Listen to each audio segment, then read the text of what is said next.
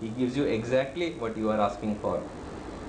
So it's very important to know who is Lord Shiva and how to worship him. So this is why the topic I have chosen is the topic of the position of Lord Shiva. In the Srimad Bhagavatam, we have the famous story of Aitreya Muni. Now Aitreya Muni was one of the Prajapatis. And being one of the Prajapatis, his job was to populate the earth. He was given the job of populating the earth. And for this purpose, his wife Anusuya and he were asked to populate the earth with as many descendants of his as possible. Now Aitreya Muni was not satisfied just to populate the earth with other human beings. He also wanted that the children that he should have will be exceptional children. And in fact, Aitreya Muni had great aims. He wanted that the Supreme Lord himself should manifest in the womb of his wife. Therefore, Aitreya Muni decided that he shall perform great austerities, so that by the performance of these austerities, the Supreme Lord, being pleased with him, will enter into his wife's womb. Actually, it's a fact that anyone who wants to have children should be aware and should realize this point. And what is this point? This point is that we should not just conceive children like cats and dogs. If you want to conceive a good child, then one should not go about conceiving a child just like that. In fact, it is recommended in all the scriptures that one should perform austerities and one should engage in a life of devotion so that your consciousness is suitably altered. And when your consciousness is suitably altered, then the child that you conceive in the womb will be completely different from the child you would conceive in a different frame of mind. Therefore, since time immemorial, according to Vedic scriptures, people have engaged in austerities and devotions before they have come to the point of actually conceiving a child. And Aitreya Muni, to conceive the Supreme Lord in his wife's womb, he went to the beautiful valley known as Riksha, and there he performed tremendous austerities. He stood on the tips of his toes, in fact 1 foot, he stood on 1 foot on his toes with both hands raised in the air for years and years and years on end. And by standing there for years and years and years on end without moving, it was such a tremendous austerity, and it was not sufficient for him. Soon he stopped eating, he stopped drinking even water, and gradually by controlling his breath, Aitreya Muni even stopped breathing. So when he performed such tremendous austerities, what happened? From his head, actually flames started to emerge. Actually, it has been mentioned in the scriptures that when one performs austerity, one becomes tapodipita, that one becomes inflamed by performing austerities. Therefore, one who performs austerities without devotion is a dangerous person.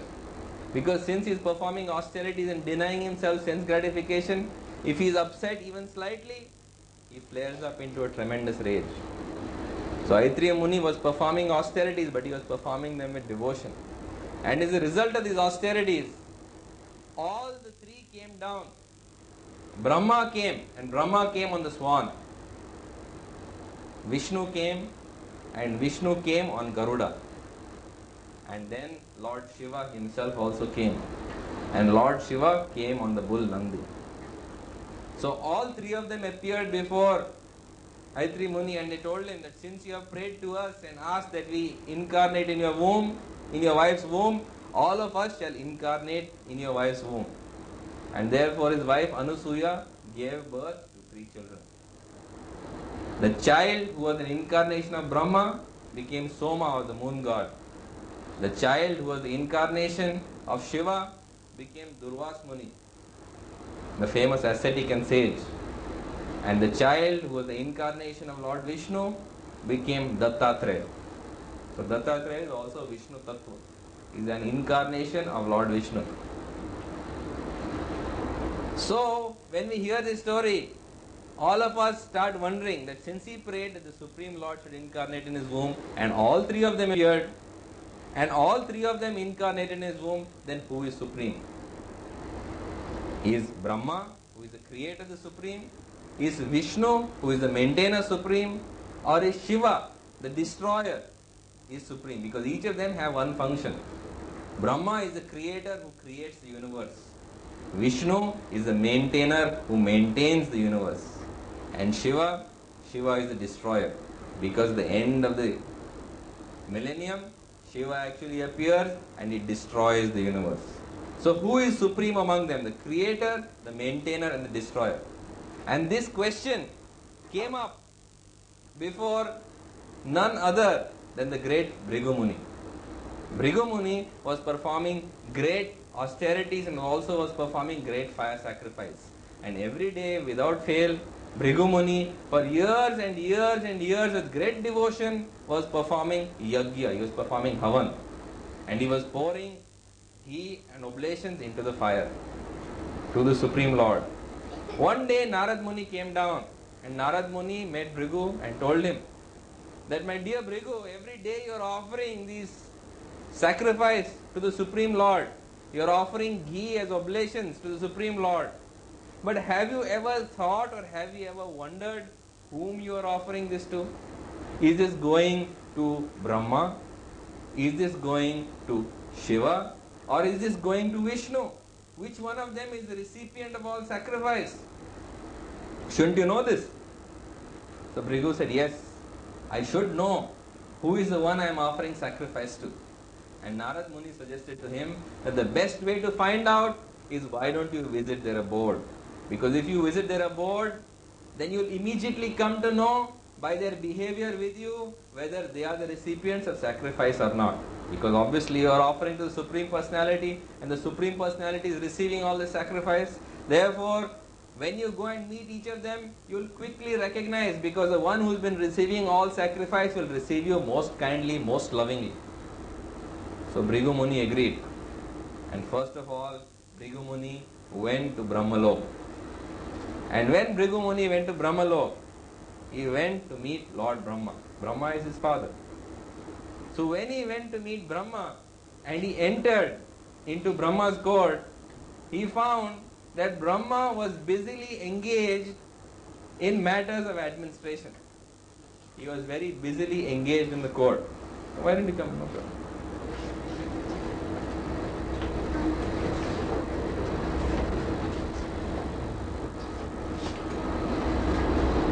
He was busily engaged in the court, and being engaged in the court, he did not even turn his head to acknowledge the presence of Bhrigu Muni.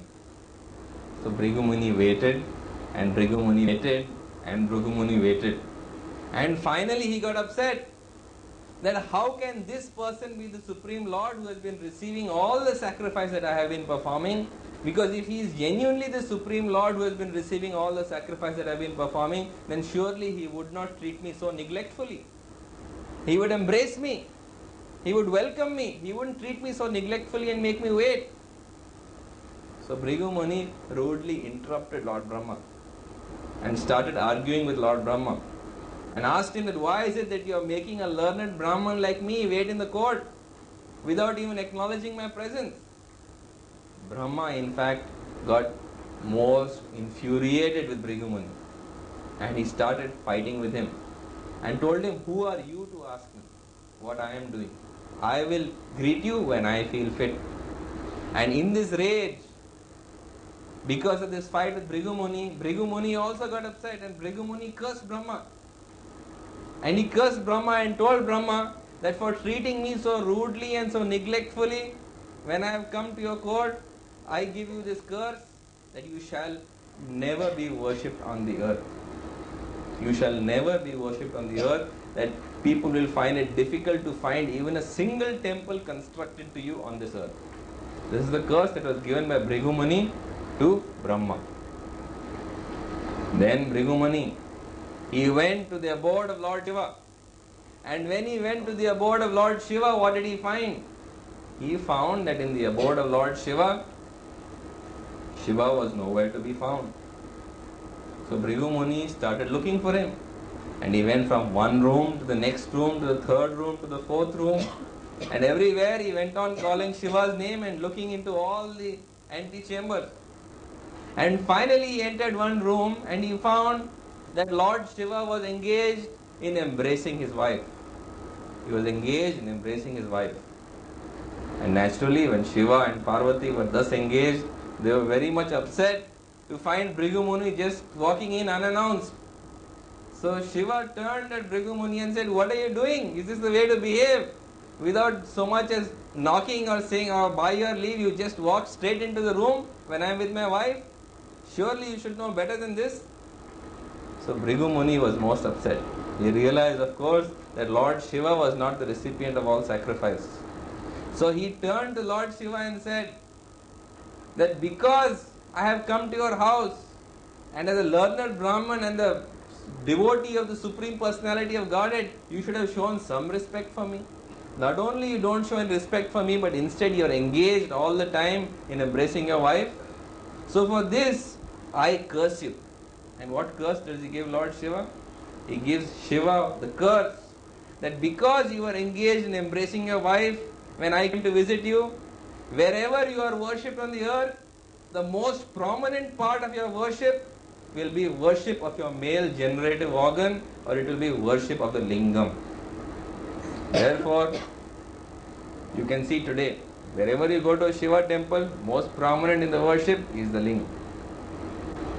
Finally, Bhrigu Muni went to the abode of Vishnu. And when he went to the abode of Vishnu, Vishnu had closed his eyes and he was in Yog Nidra. And he was lying down on Anant Shesh. And Lakshmi Devi was pressing his legs. By now, poor Bhrigu Muni was all upset. And he just rushed into where he was. And without even bothering to say hello, seeing that Vishnu's eyes were closed, he went straight up to Vishnu and kicked him on his chest. Of course, he didn't realize that Vishnu's eyes need not be open. Vishnu can see with all the other parts of his body as well. And Vishnu was very much aware that he had come. But before Vishnu could greet him, Bhrigu Muni went and kicked him straight on his chest. So what did Vishnu do? Vishnu caught hold of his feet and pressed them against his chest and softly began to massage his feet. And he said, "My dear Bhrigu Muni, I am so sorry that my stone hard chest must have hurt your soft lotus feet. Please forgive me for the damage that my chest must have done to your feet. And to acknowledge this wonderful occasion when you have actually kicked me on my chest, I will always henceforth carry the impression of your foot on my chest." In fact, even till today, Lord Vishnu always carries his impression on his chest. Therefore, sometimes people ask that how do you differentiate a Vishnu Dut from Vishnu? One of the ways you differentiate a Vishnu Dut from Vishnu is the mark of Bhrigu Muni's foot is on Vishnu's chest. So, Bhrigu Muni was convinced. He realized that obviously this person is receiving all the sacrifice that I have been performing. Therefore, he is behaving so lovingly towards me. And no one but he must be the Supreme Personality of Godhead. But Lakshmi Devi, she could not bear to see this. Which wife can stand by and see her husband being kicked on the chest by somebody who's walked in? I'm talking about old-fashioned wives. Modern wives may kick him on the chest to wake him up. So, Lakshmi Devi was most upset. And she said, "How dare you come and you kick my husband on his chest?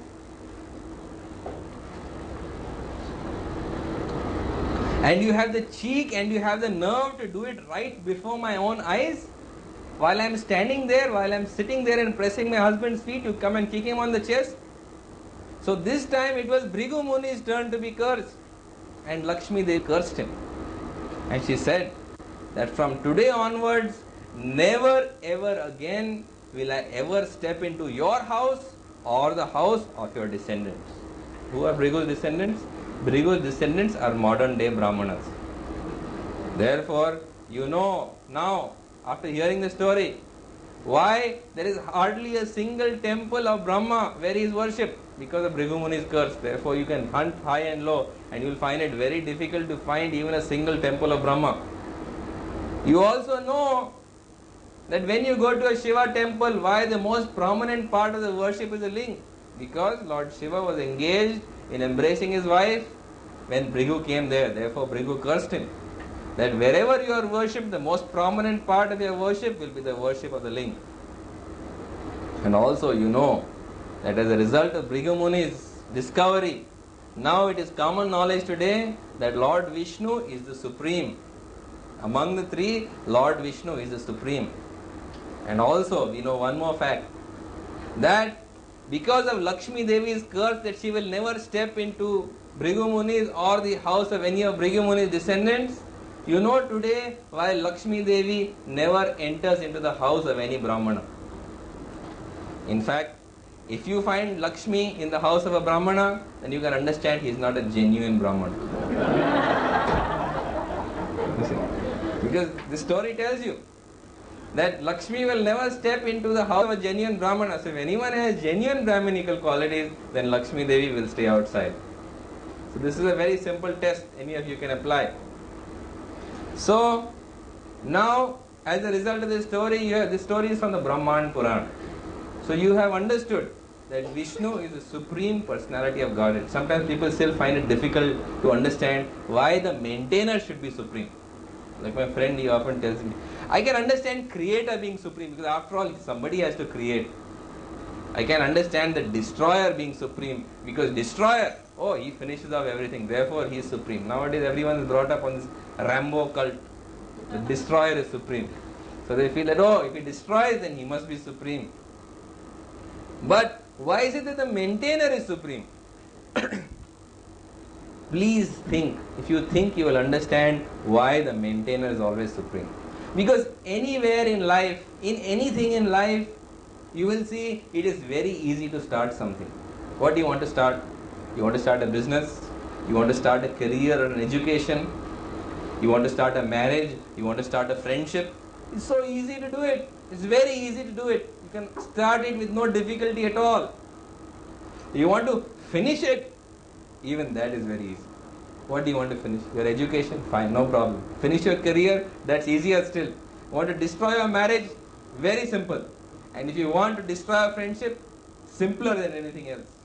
So to create is not difficult, and to destroy is easier than anything else. But to maintain, that is the most difficult thing. Whether you want to maintain your business or your career or your marriage or your friendship, that requires a great deal of effort, and that requires the most difficulty. That has the most difficulty, because to create anyone can create, to destroy anyone can destroy, but to maintain anything is impossible unless you have Vishnu by your side. Therefore you should understand that the creator is Brahma. And who is Brahma? Actually Brahma, Shiva are also incarnations of God.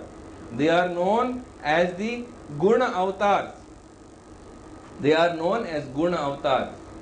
Brahma is the Guna avatar who looks after those people who are in the mode of passion.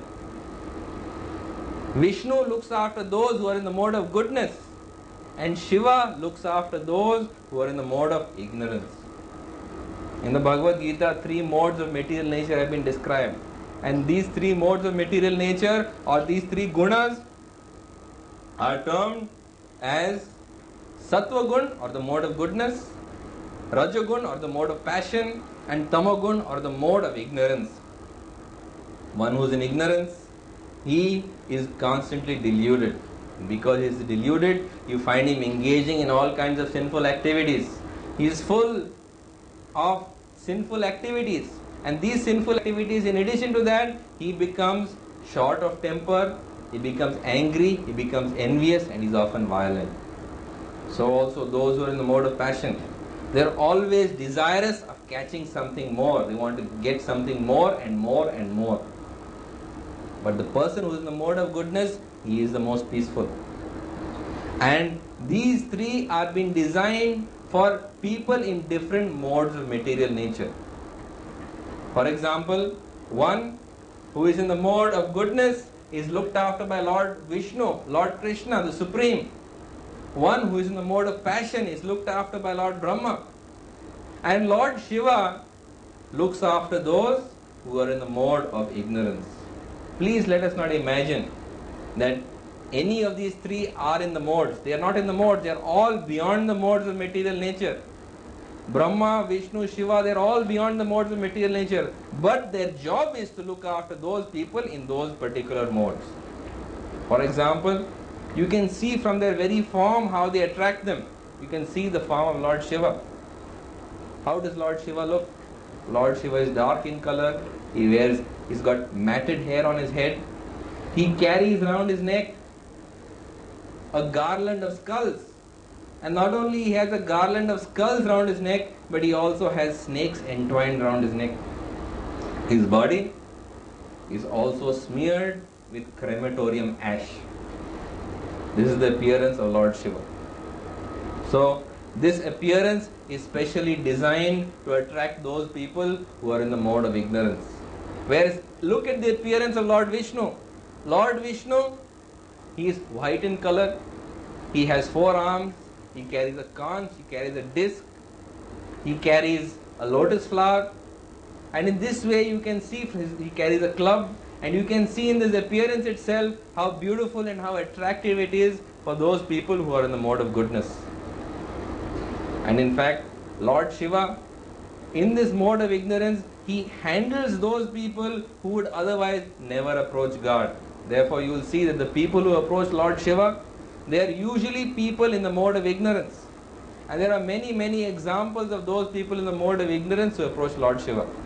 And I am going to tell you some of the interesting stories of those people who approach Lord Shiva.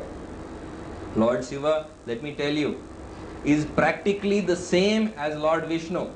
Although Lord Vishnu is supreme, there is very little difference between Lord Vishnu and Lord Shiva. Because Lord Shiva has practically all the qualities that Vishnu has. But there is a slight difference. What is that slight difference? In the Brahma Samhita it has been mentioned. It has been said that just like there is a difference between milk and curd. You see milk and you see curd. There is a difference between milk and curd. Yet, milk is curd. It is derived from milk. Both are the same, yet there is a difference. So also, Vishnu is the milk and Shiva is the curd. Both are the same substance, but there is a slight, subtle difference in Lord Shiva. What is that subtle difference? That subtle difference is that Lord Shiva is in close contact with Durga, his wife. And his wife Durga is actually material nature personified. And because she is material nature personified, and he is in intimate relationship with material nature, therefore, that little bit of contact with material nature, although he is above the modes of material nature, that contact with material nature makes him slightly different from Lord Vishnu. Therefore, Vishnu is considered superior to Lord Shiva. It is very, very difficult for people to understand this. And because of this, there has been battles and fights in India since probably time immemorial. There is a famous story of Ramanujacharya. And Ramanujacharya was invited for a debate on philosophy and religion by one of the famous kings who was a Shaivite. And before Ramanujacharya could go, to prevent him from going, some of his disciples held him back and they sent another man, an old man who looked exactly like Ramanujacharya. So when this old man reached the court, what did the Shaivite king do? He immediately caught hold of him, thinking that he was Ramanujacharya. He plucked out his eyes. Both his eyes were plucked out. He caught hold of his tongue and he cut his tongue off. So you can understand what is the kind of conflict that exists between the two. Because you can understand the mind of the Shaivite king was a mind that was in total ignorance. Therefore it is full of envy, anger, violence. And because of that he attacked this Vaishnava and he performed his activities. But actually Lord Shiva does not permit any of these things to occur. Lord Shiva is in fact Param Vaishnava. Lord Shiva by nature is the greatest devotee of Lord Vishnu. In the Padma Purana, there is a famous verse where his wife Parvati asked Lord Shiva that, my dear Lord, which is the best form of worship? And Lord Shiva, he answers her. He says, Aradhanam Sarvesham Vishnor Aradhanam Param.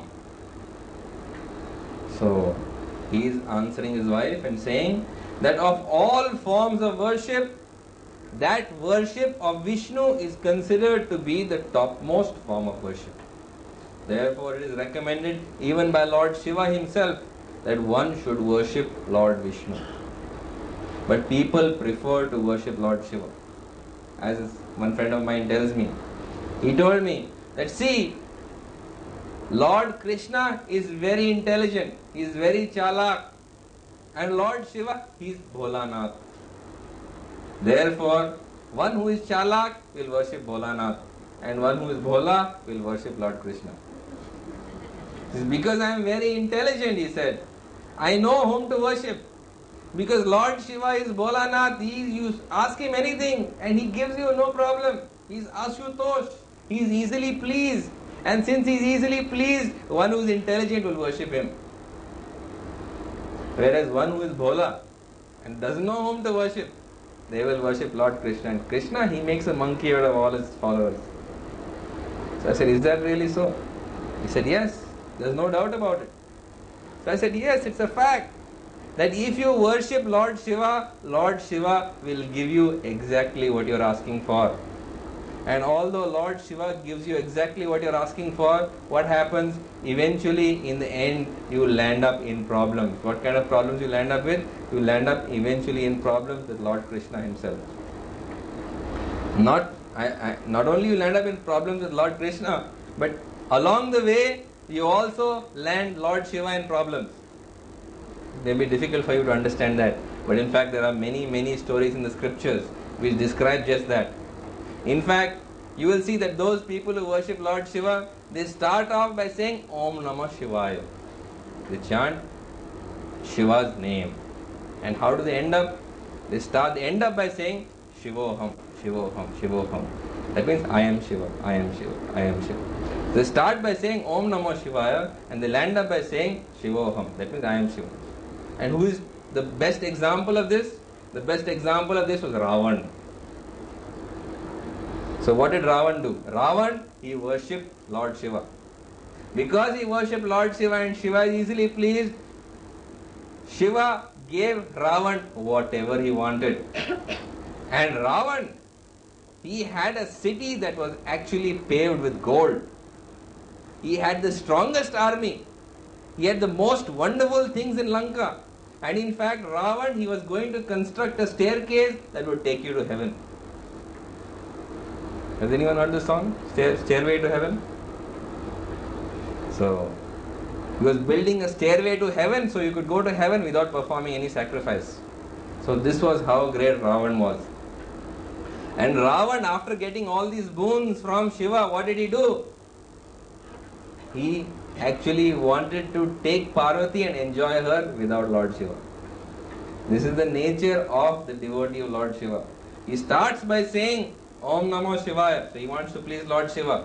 And once he pleases Lord Shiva, he wants to become Shiva. This is exactly the attitude of Ravan mentality. Ravan, after getting everything that he wanted, Ravan in fact wanted to take Parvati also away so that he could enjoy Parvati.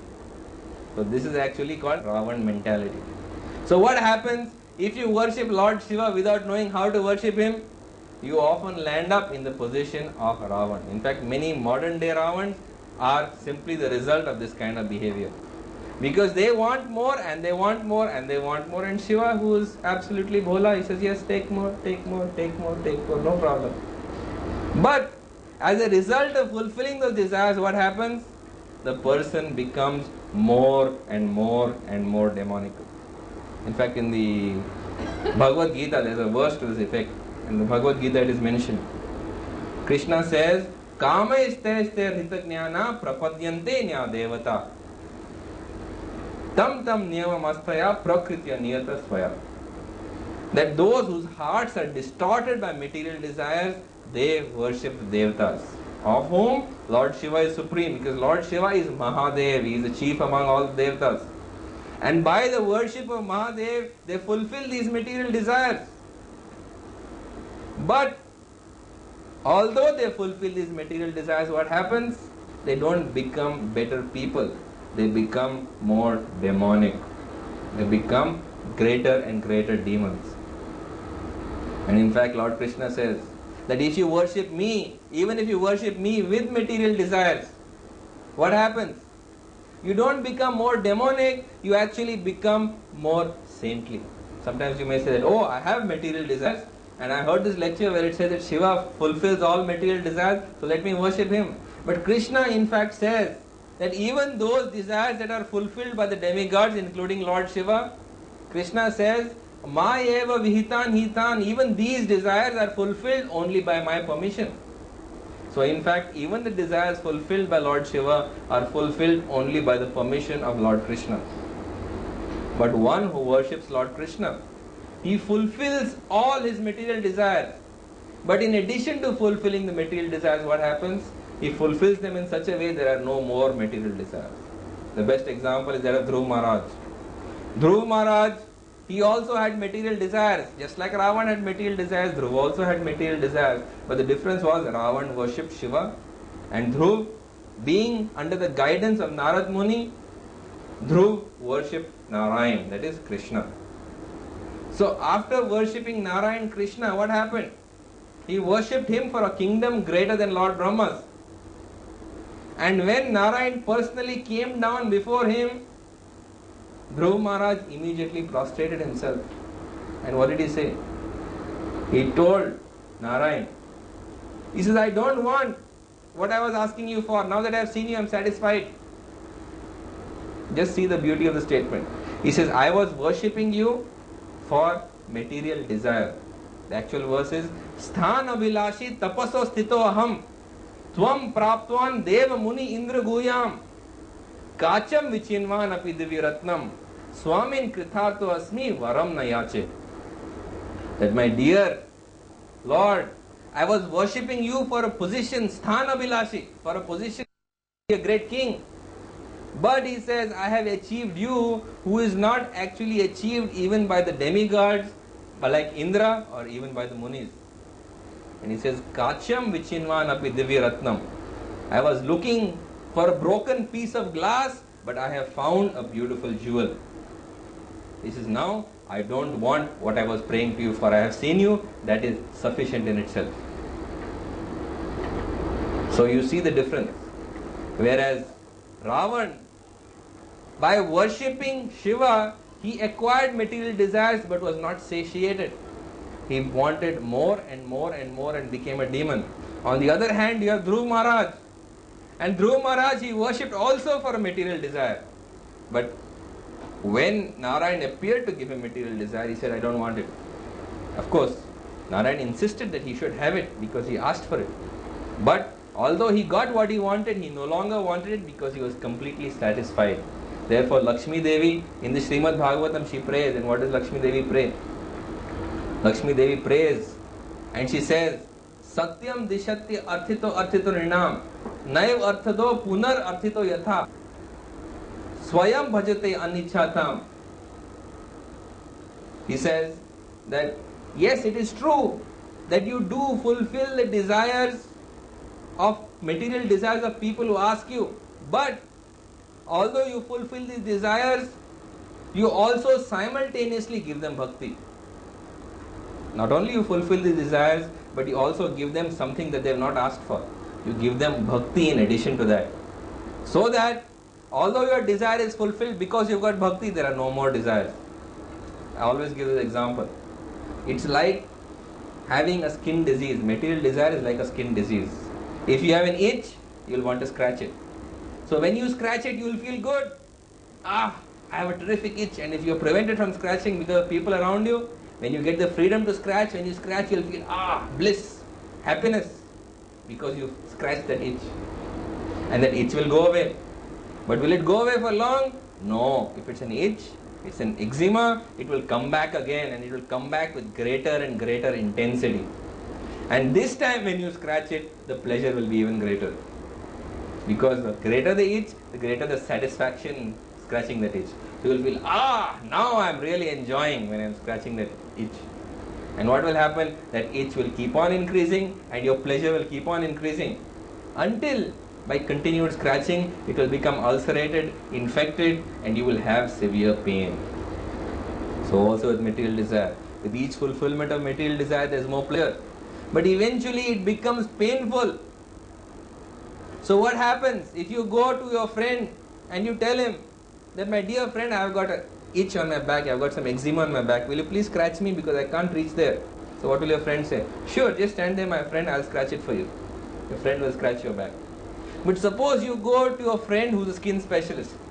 Suppose your friend is a postgraduate doctor in skin, and you go to him and tell him, my dear friend, please scratch my back, I've got eczema there. So what will he say? He says, first let me see what you've got. And after he sees what you've got, he will say, oh, you've got eczema there. He says, yes, I know it, please scratch me. So will your friend scratch you? He'll say, no. He'll take an ointment and he'll put it on your back and he'll say, please put this ointment 3 times a day. And sure enough, your itch will go for once and for all. So in fact, Lord Krishna is like the skin specialist. You approach him with material desire, he will not scratch that material desire for you. Sure, he'll get rid of that itch. But he'll get rid of that itch in such a way that you won't have that itch ever again. But that is not the position with the other demigods. That is not the position with Lord Shiva. Their attitude is, you scratch my back, I'll scratch yours. And therefore Lord Shiva gets into lots and lots of problems. In fact, the most famous problem that he has got into is the position that he got into when he was approached by one of his great devotees. And one of his great devotees was known as Rikasur, is also known as Bhasmasur, was wanting to please Lord Shiva by offering his flesh into the fire. So he started cutting off pieces of his flesh and offering it into the fire, calling upon Lord Shiva. And Lord Shiva ignored him, because Lord Shiva is used to such people in the mode of ignorance worshipping him in this way. And he continued to drop pieces of his flesh and finally decided, since Shiva is not answering me, I will now cut off my head and drop it in the fire. So he took his knife and was about to cut off his head and drop it in the fire, when at that moment Lord Shiva appeared and said, okay, that's enough, enough is enough. Don't hurt yourself anymore. You tell me what you want, I'll give it to you. I accept that you are my great devotee. So Vrikasur told him that, my dear Lord Shiva, I want this boon that my hand should have this power, that whoever's head that I place this hand on should become ash. So Shiva said, what a queer boon you're asking me for, that whoever you put your hand on to bless should become ash. Is that the boon that you want? He said, yes. He said, all right, such a simple boon, so be it, have that boon, that whoever's head you place your hand on will become ash. So Vrikasur said, thanks. Do I have the boon now? So Shiva said, yes. Then he approached Shiva and said, now let me put my hand on your head. So Lord Shiva, of course, became highly nervous and started running away. And Vrikasur started pursuing Lord Shiva. And he pursued Lord Shiva so that he wanted to test this boon on Lord Shiva himself. So Lord Shiva was in great difficulty. So Lord Shiva is the greatest devotee of Lord Krishna. So he called out to Lord Krishna with great intensity and with great devotion. And when he called out to Lord Krishna with great intensity and great devotion, Lord Krishna heard him. And Lord Krishna saved him from this position. And there are actually 2 stories how he saved him from this position. And one of the stories, I think I'll tell you both the stories. So in the Srimad Bhagavatam it has been mentioned that Lord Krishna told Shiva not to worry. And he approached Vrikasur and told Vrikasur that, my dear Vrikasur, I believe that you have been given this great boon by Lord Shiva. So he says, yes, and this boon is that whoever's head I place my hand on, he will become ash. And I am looking for Lord Shiva to test it out on, but I can't find him. He seems to be hiding. So Lord Krishna was in the guise of a mendicant. He was not in the form of Lord Krishna. So in the guise of this mendicant, in the guise of this ascetic, in the guise of this sadhu, he tells him that, don't be a fool. Do you really believe everything that Lord Shiva tells you? You are a real fool if you believe everything that Lord Shiva tells you. Lord Shiva is making a fool out of you. He said, really? And he was completely overcome by Krishna's yoga maya. So he said, what should I do then? That if I am suspecting that Lord Shiva has tricked me, just simply put your hand on your head and you can see. So he put his hand on his head and immediately he became ash. And thereby Lord Shiva was saved. In the other story from one of the other Purans of what happened to Lord Shiva, Krishna approached him, and this time he approached him in the form of Mohini Murti. He approached him as the most beautiful woman ever existing. And Rikasur, when he saw Mohini Murti, he forgot all about Lord Shiva. So he started running around Mohini Murti.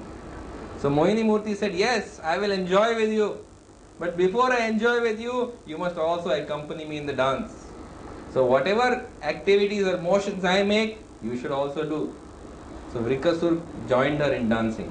So when she kept her hand like this, Rikasur also kept his hand like this. When he kept his hand like this, Mohini Murti kept her hand like this, Rikasur also kept his hand like this. So finally Mohini Murti, she placed her hand like this. And Rikasur, he also put his hand like this and he became ash. So he is also known as Bhasmasur because he became ash. So one who actually worships Lord Shiva, as you see, becomes more and more demonical. You already seen this example of Ravan. And now this is the second example. The example that I gave is of Rikasur or Bhasmasur, who also became demonical that he wanted to actually get rid of Lord Shiva. But sometimes people who become devotees of Lord Shiva, they don't turn against Shiva. They may remain his devotees. But what happens? They turn against Krishna. And the most important of these stories is the story of Banasur. Banasur had hundreds and hundreds of arms. And he was a great devotee of Lord Shiva. And with these hundreds of arms, he used to play the drum to please Lord Shiva. And Lord Shiva was very pleased with him and gave him the boon that nobody should be able to defeat him in open combat, in war. And Banasur was so happy with this boon that he went and complained to Lord Shiva and told him that now that I have become such a great warrior, there is nobody who can actually compete with me in warfare, therefore I am getting bored. So Lord Shiva said, alright, then don't worry, somebody will come who will equal you in combat. And in time to come, Banasur was pitched in battle against none other than Lord Krishna himself. So what happened? Actually, Banasur had a beautiful daughter. And this beautiful daughter, she fell in love with Krishna's son.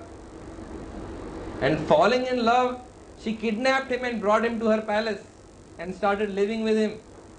And Banasur, on discovering this, kidnaps him and puts him behind bars. And Krishna comes with Balaram and his army to free him. So when they come to free him, Banasur attacks him in battle. And Banasur, he requests Lord Shiva that, Lord Shiva, I have been your devotee for so long, why don't you join me in this battle against Krishna? And poor Lord Shiva, although he is the greatest devotee of Lord Vishnu, although he is the greatest devotee of Lord Krishna, even Lord Shiva is forced to fight on his side against Krishna himself. And if that is not sufficient, he is asked to bring along his whole army. In Shiva, he is surrounded by bhutas, pishachas, all these ghosts and ghouls and demons all come to fight on his side. And that is not enough. They say that no, you should bring your sons also. So we have along with him his two sons, Kartikeya and also Ganesh. Both Ganesh and Kartikeya along with Lord Shiva, they are in battle on Banasur's side versus Lord Krishna. This is the battlefield that takes place. Very, very interesting battle. You should read about it in the Srimad Bhagavatam. To describe it in detail is beyond the scope of this lecture, because then this lecture would go on and on and on. So you must all read it originally in the Srimad Bhagavatam. But the result of this is that Shiva and his sons are defeated, Banasur is defeated, and Krishna with his Sudarshan Chakra chops off all Banasur's hands. And he is about to chop off Banasur's head when Shiva intervenes and asks that since I have been your greatest devotee, the boon that I ask of you is that you spare Banasur. So in fact, this is exactly what is done. Banasur's life is spared. So you see that by becoming a devotee of Lord Shiva, either you turn against Lord Shiva, or in time to come, you also turn against Lord Krishna or Lord Vishnu. Therefore, one who is a devotee of Lord Shiva without knowing Lord Shiva's position is a person who is in great danger. But that does not mean that we should speak deprecatingly of Lord Shiva. Actually, Lord Shiva is not an ordinary entity. He is a Guna avatar of Lord Krishna. He is an incarnation of Krishna. And he is an incarnation of Krishna specially meant for bringing people in Tamagun to the feet of Lord Krishna. In fact, those who have tried to mock Shiva have actually landed in serious problems and great difficulties. And prominent among them was the great Daksha. Daksha was the father-in-law of Lord Shiva. Daksha was the father-in-law of Lord Shiva. And he got into conflict with his son-in-law. And as a result of this conflict with the son-in-law, what happened? There was a battle, and eventually Daksha had the head of a goat. This is also another great story in the Srimad Bhagavatam. Just to show that one should never think that he can criticize Lord Shiva, because by criticizing Lord Shiva, what happens? One actually lands up in very awkward and unfortunate circumstances. There is also the example of Maharaj Chitraketu. Maharaj Chitraketu was a self-realized, God-realized devotee of Lord Krishna. And as a God-realized devotee of Lord Krishna, he was actually traveling in his airplane through space when he saw Lord Shiva sitting surrounded by all sadhus. And on Lord Shiva's lap was Parvati. So Chitraketu began to laugh. And he said, just see that normal human beings, to embrace their wives, they go and do it quietly, secretly, in the dark, privately. But here Lord Shiva is sitting in the midst of great sages and is embracing his wife in public. So he begins to laugh. So when he begins to laugh at Lord Shiva, although he is a pure devotee of God, he is not forgiven for this. Shiva's wife immediately looks at him and curses him. And she tells him that you shall now be born in a demonical womb. He tells him that you shall be born in a demonical womb, and he comes in his next birth as Vritasur, who actually battles against Indra and the other gods. But what does Chitraketu say? Chitraketu humbly accepts whatever curse is put on him. He doesn't try to curse back. He simply, neither does he ask for forgiveness, he simply accepts it. And the verse that he gives is one of the best verses in the Srimad Bhagavatam. He says, Narayana para sarve na kutasyana bhivyati swarga apavarga narakeshwa apitulya artha darshana. That for one who is a devotee of Narayan, whose mind is fixed on Narayan, for him, whether he is in hell, whether he is in heaven, or whether he is liberated, whether he is in a demigod's body or whether he is in a demon's body, it's all the same. Because his mind being fixed on the Lord, he is never affected by his surroundings. So we should be very careful not to criticize Lord Shiva. Although his devotees may not be of the best, Lord Shiva himself is actually an incarnation of Lord Krishna and is beyond the modes of material nature. He is beyond all the demigods, and he stands right next to Vishnu in position. Of course, there are people who might say that, well, I don't think I am demonical. Although I have heard this lecture, I don't think I am demonical, and I don't think I am like Banasur, and I am not like a Ravan, and I am not like Bhasmasur. So I don't fit into any of these categories, but I have been worshipping Lord Shiva. So how dare this character, he say all these things and classify all devotees of Lord Shiva in this position? How rude and insulting of him to imagine that Lord Shiva doesn't have any devotees who are not pure at heart. Yes, Lord Shiva does have devotees who are pure at heart. But then, if Lord Shiva has devotees who are pure at heart, what does Lord Shiva do to them? Lord Shiva takes them by the hand and he leads them to Lord Vishnu. Just see the beauty of the statement.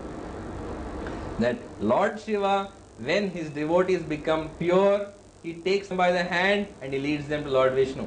The examples are there, many in the scripture. So I'll quote one from the scripture and I'll quote two from modern day life. From the scriptures, we have the example of Draupadi. Draupadi in her previous life was a great devotee of Lord Shiva. And she prayed to Lord Shiva for a husband.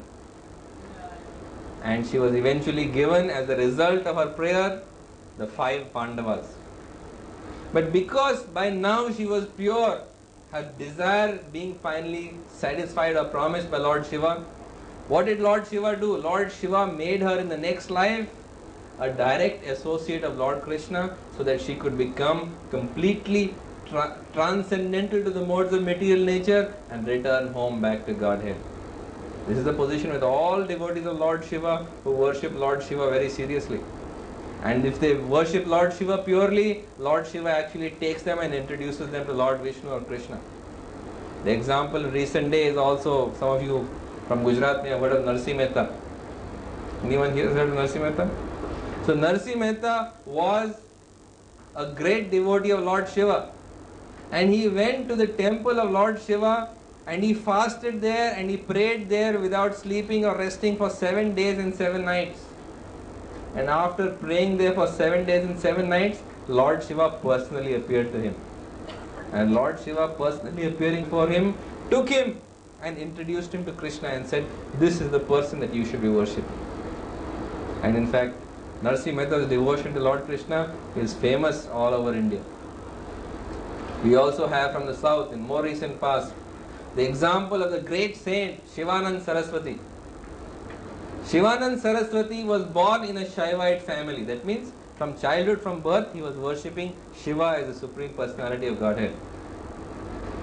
He also preached and followed Advait philosophy.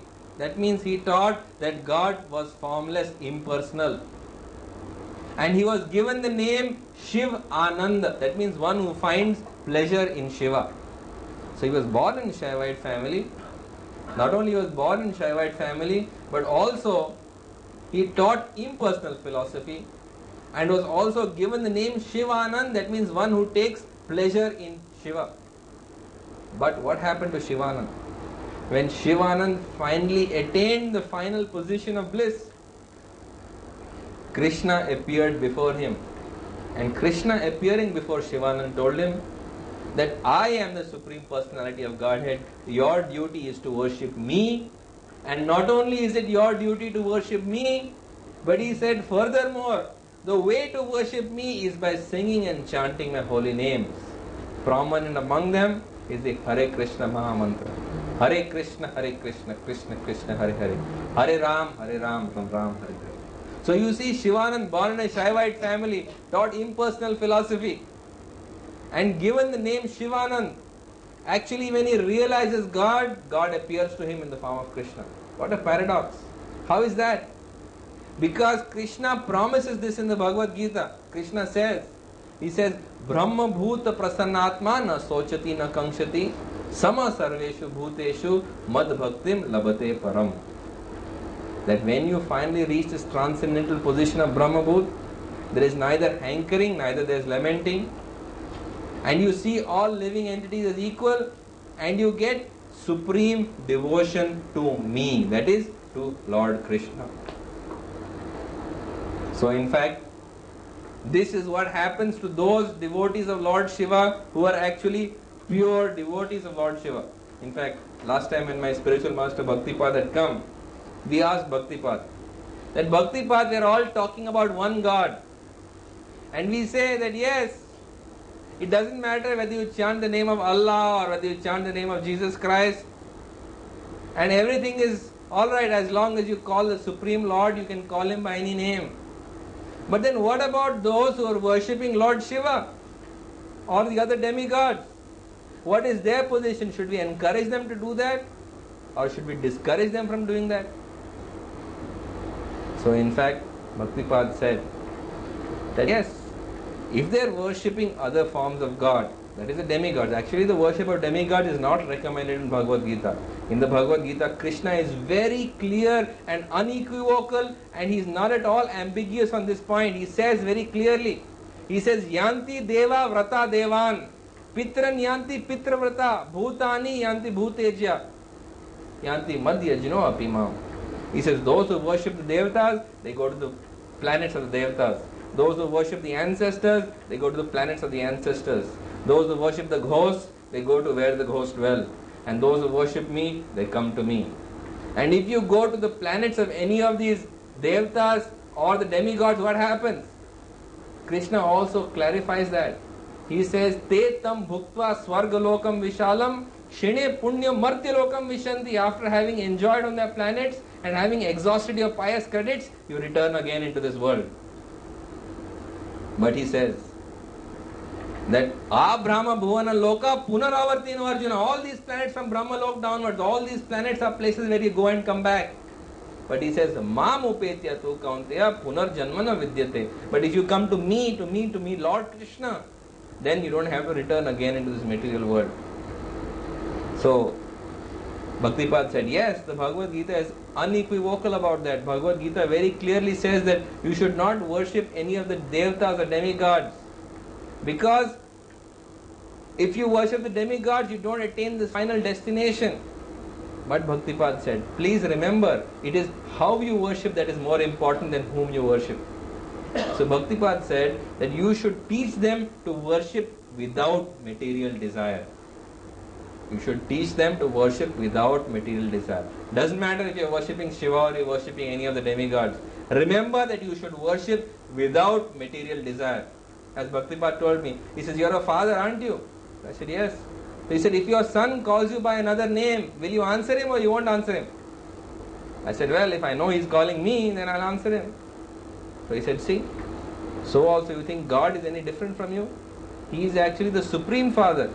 And if he knows that you are calling him, even if you call him by the wrong name, even then he will answer you. But how to know that you are calling him? Worship him without material desire. So even if you worship the demigods without material desire, Krishna understands it is meant for him. In fact, he says that yepi anya devata bhakta yajante shraddhayanvita tepi mam eva kaunte yajante avidhi purvakam. That those who are worshipping the other devatas or demigods, that worship is meant for me alone, but it is offered without proper understanding. Therefore, worship Supreme Lord, Lord Krishna. It doesn't matter if you have material desires. It has been mentioned in Srimad Bhagavatam. Akamo sarvo kamo va moksha kamo udaradi tivrena bhakti yogena yajeta purusham param. That whether you have no desire, whether you are full of desire, or whether you have a desire for liberation, in all cases worship Krishna, the Supreme Personality of Godhead. But if somehow or the other you cannot give up the worship of Lord Shiva or anybody else, what should you do?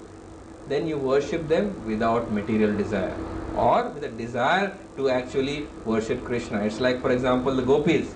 The gopis went to the temple of Durga, Katyayani, and they prayed to her that, oh, please see that we get Krishna as our husband. That's permissible. You can pray to Lord Shiva, you can pray to anybody, asking them for their help and guidance in coming closer to Lord Krishna. Or worship them without any material desire whatsoever. Because if you worship without material desire, then naturally Krishna will come and he will take you finally, rather whoever you are worshipping, Lord Shiva or whoever you are worshipping, will actually take you finally to the position of worshipping Lord Krishna. So, are there any questions on today's lecture? I think I've taken more than adequate time. Yes, are there any questions? Yes, one minute. I'm a big worshipper of Shiva. Do you mean to tell me I should not worship? Same question. As I pointed out, if you are a worshipper of Lord Shiva, you should worship Lord Shiva to help you to become closer to Lord Krishna. This is one thing you can do. Because Shiva is the greatest devotee of Lord Krishna, and he himself says that of all forms of worship, the best form of worship is the worship of Vishnu. Aradhanam sarvesham Vishnur aradhanam param.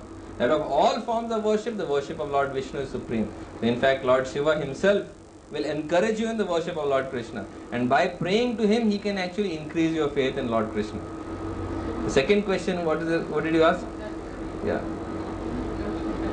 So you certainly, there's no harm in worshipping Lord Shiva, but you should know how to worship. Or if you say that, no, I am not going to worship Lord Krishna at all, and I am not going to pray to Shiva to help me to approach Lord Krishna. Alright, even that is acceptable. You pray to Lord Shiva without material desire, and he himself, without your asking him, will take you to Lord Krishna. Yes. You said there is an intimate association between Shiva and Durga. And because Durga has a material mode, It's not material mode, she is controlling the material things. But in Krishna consciousness, most of the devotees has told that when you worship Krishna, you are not to bother about material things, because Lakshmi is associated with Krishna and Lakshmi has to follow Krishna. So you don't worry about this thing, Lakshmi will come when you worship Krishna. So how, this is... who has told you this? Most of the people in this they say, because Lakshmi has to come, because Lakshmi is with Krishna. So his question is that it seems some people are encouraging him to worship Lord Krishna for material desire. Is that what you're saying? Next question I will ask, but this is Your question is that people are telling you that if you worship Lord Krishna, Lakshmi has to come. Yes, that's true. Actually, the fact is that if you want to worship Lord Krishna, then the way to worship Lord Krishna is simply worship him and automatically everything will follow. It has been said, Yatha taror mula nischanena triptayanti skando bhujopashaka prano paratya yatrendriyam sarva aranam achuteja. That just like if you water the root of a plant, the leaves, the flowers, the branches, fruits, everything will be satisfied. So also, if you worship Lord Krishna, everything will be satisfied and you will get everything. And if you worship Vishnu, that is Krishna, Lakshmi has to come with him. Actually, you know what happens? Every time we have this Diwali, particularly Diwali time, everybody has Lakshmi Puja. Especially in business houses, they have Lakshmi Puja, they worship Lakshmi. But you will see that they don't worship Narayan. They will do Lakshmi Puja, but there will be no worship of Narayan. Now just imagine, which self-respecting lady will enter the house without her husband? You are telling her, my dear lady, please come to my house, but keep your husband far away. So will any decent lady enter the house if you tell her, keep your husband away and you don't come? That is called Ravan mentality. Ravan wanted to do that. Ravan wanted to have Lakshmi, but he didn't want Ram. So what did he do? He went and kidnapped Sita and carried her away. He wanted to kidnap Lakshmi and carry her away. So this is the attitude of Ravan and the attitude of modern day Ravans also. If you want Sita or if you want Lakshmi, you must first invite Narayan, because if Narayan comes, automatically the wife is supposed to come. So actually the instruction is that you worship Narayan and you worship him and automatically Lakshmi will come. Therefore even on Diwali, you may do Lakshmi Puja, but don't forget to worship Narayan first. It's only by worship of Narayan that Lakshmi is pleased. So both these things must be done together. And then again you say that if you are close to Krishna, he will take away everything from you. So it's completely he will take away everything because you will never need the chance. I think I already covered that in another lecture. Yeah, so then That Krishna says in the Srimad Bhagavatam that Yasyaham anugrinami harishya tadhanam shanai tato dhanam tejanti asya swajana dukha dukhitam. That Krishna says that if I feel that someone is particularly dear to me and wealth in fact is coming between me and him, what do? I take away all his wealth. And when I take away all his wealth, all his friends, relatives, everybody deserts him. And then poor chap, he's got nobody to depend on, therefore he comes more and more closer to me. So her question is that I heard that Krishna takes away everything and here you're telling me that Lakshmi follows. So, I just remember one word. yeah. You can translate for the audience.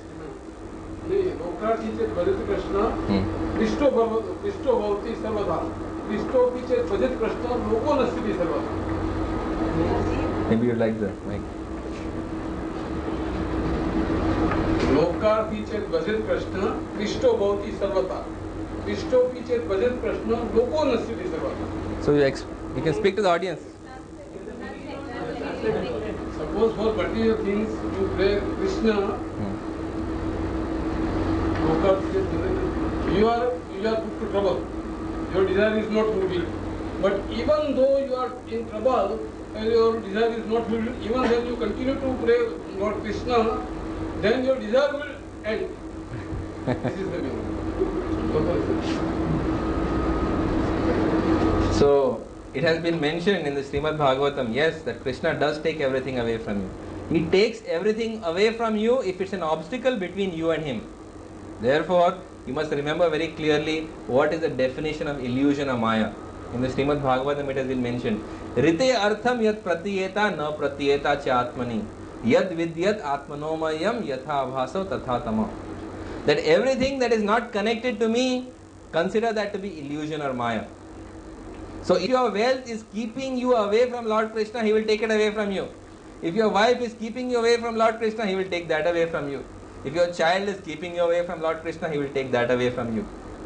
But you don't have to be so foolish as to fear that Krishna will take everything away from you.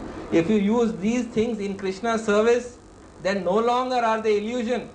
If you use your wealth in Krishna's service, if you use your wife in Krishna's service, if you use your child in Krishna's service, then automatically they cease to be illusion, they cease to be obstacles.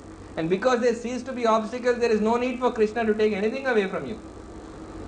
So in fact, that's another lecture altogether which I think it's also on video, Material Desire and Krishna Consciousness. Am I right? Yeah. So I think if you see that video, you will get a better understanding. That yes, it is true that Krishna will take away what's an obstacle, but don't make it an obstacle. If you use it in Krishna's service, it doesn't become an obstacle, it actually becomes a help. Therefore, we are advised to spiritualize our lives, that there should be nothing material in our lives. Because whatever there is in our life, if it is material, we either lose it automatically or Krishna will take it away from us. Therefore, we should spiritualize it. If we spiritualize it, then it remains with us. Not just now, but forever. Any other questions? But Ram, before attacking Lanka, he worshipped Shiva. In fact, it has been said by Lord Krishna in the Srimad Bhagavatam that sadhavo hridayam mayam sadhunam hridayam to aham yad anyat tvame janati naham tebhyo managapi. Krishna says that in my heart there is no one but my devotee. In my devotee's heart there is nobody but me. And therefore he says that I am not independent. I am in fact dependent on my devotee just like my devotee is dependent on me. He says aham bhakta paradino hi ashwatantra eva dvija sadhuvir prashta hridayo bhaktayar bhakta janapriya. He says I am not independent, I am dependent on my devotee. So in fact you see that what to speak of worshipping Lord Shiva, Krishna worships even the humblest of his devotees. You see in the Srimad Bhagavatam, Krishna takes Sudama and he puts Sudama on his own bed. He asks his wife to fan Sudama and he actually washes Sudama's feet and he performs an artik to Sudama. Would that mean that Sudama is superior to Krishna? Yes? But because Sudama is worshipping Lord Krishna with great devotion and sincerity, therefore he is a devotee of Lord Krishna, he becomes dearer to Lord Krishna than anybody else. Therefore, actually, Krishna is the supreme personality of Godhead, but although he is master of the universe, he is servant of his devotee. Although he is master of the universe, he is servant of his devotee. So in conclusion, I will tell you, when Ramayana was being shown, one episode was shown on TV, and that episode that was being shown on TV showed Lord Shiva offering prostrations to Lord Ram. So when this was shown on TV, in South India and Karnataka, there is a community known as Lingayats. So they got very upset. They said, all our life and our ancestors and we have been worshipping Shiva as supreme, and now on Ramayana, on nationwide telecast, they are showing Shiva offering respects to Lord Ram. So they put a stay order in the Supreme Court to prevent Ramayana from being shown on TV. So what happened? The learned judges of the land, a panel of judges, went through all the scriptures, went through the Vedic scriptures. And after studying the Vedic scriptures, they gave their learned judgment. And what was the learned judgment of the judges of the Supreme Court in India? After studying Vedic scriptures, their judgment was that Lord Ram, Vishnu, Krishna are supreme and Lord Shiva does not occupy the same position. Therefore, it is only correct that he should offer respects to Lord Ram. And therefore they vacated the stay order and they allowed Ramayana to be shown on TV. So finally, in conclusion, I'd like to tell you that if you have any friends who don't agree that Krishna is supreme, you can tell them, all right, even if you don't accept scripture, at least you must accept the verdict of the Supreme Court of India. Alright, thank you so much. So one more thing before of Atri Muni. You can see Atri Muni is standing on one foot. And he has been in the valley of Riksha praying to the Supreme Lord so that Supreme Lord will incarnate in the womb of his wife. So you can see here that here Krishna has come on Garuda, Shiva has come on Nandi, and Brahma on the right side four-headed has come on the swan. So this is the story I told you about Atri Muni. And this is Lord Shiva. Lord Shiva doing his Tandav Nritya. He is actually destroyer of the universe. And actually when this universe comes to an end, Lord Shiva performs his famous dance and he destroys or annihilates the universe. You can see him here doing just that. Actually Lord Shiva is Mahadev. He is actually the chief among the demigods. And here we see in a battle that occurred between the Asuras and the Devas, that the Asuras had the help of Maya Danava. And Maya Danava had a beautiful pool. And in this beautiful pool, it was a pool that was rejuvenating. Therefore, whenever the Asuras were hurt, maimed or dead, they would be put in this pool and they would become alive again. And actually Shiva, with the help of Brahma, come in the form of cow and calf and drink up this water completely. Also, this is the picture where Lord Shiva earns his name as Tripurari. Because Mahadanava also attacks the demigods and he attacks them from 3 hidden airplanes in the skies. And Lord Shiva with his bow, he actually shoots all these 3 airplanes from the skies which are invisible and hidden. Therefore Lord Shiva is known as Tripurari. Here we see Ravan. And Ravan is the example of the greatest devotee of Lord Shiva. There has been no greater devotee of Lord Shiva than Ravan. And you see here that he became such a great demon that finally Ram himself had to come to dispatch him. This is the story of Banasur. And you can see Banasur with his many arms. He played the drums to please Lord Shiva. And you can see here Lord Shiva dancing to the drums of Banasur. And being pleased with him, he gave him the boon that no one should equal him in combat. And Banasur had a beautiful daughter named Usha. And she, in her dream, she dreamt she was madly in love with a wonderful, handsome person. And when she woke up, she wanted to know who it was. So she called the great artist, Chitralekha. And this lady, she drew so many faces for her. And finally, when she drew the face that most closely resembled the dream that Usha had seen, she identified it as Aniruddha, the son of Lord Krishna. And therefore, by her mystic powers, this poor son of Lord Krishna was kidnapped. And when he woke up, he found that he was in a palace with a beautiful woman who was the daughter of Banasur. But of course, he rose to the occasion and he enjoyed himself with Banasur's daughter. And one day when it was discovered that he was in fact living secretly with Banasur's daughter, Banasur personally came and with his entire army they trapped him and they locked him up. And when Krishna came to hear of this, Krishna along with Balram and all the Yadavas, they all came and they attacked Banasur's fort. And this is in fact the famous battle that took place. You can see here that Banasur on one side, and also you can see Krishna in combat with Lord Shiva, and you can see there that Ganesh is also there, and so also you can also see in the picture Kartikeya. So all of them are in combat over here. And finally in the battle, Shiva reveals the Shiva Jura that is seen on the top. That is the fiery weapon for annihilation of the universe.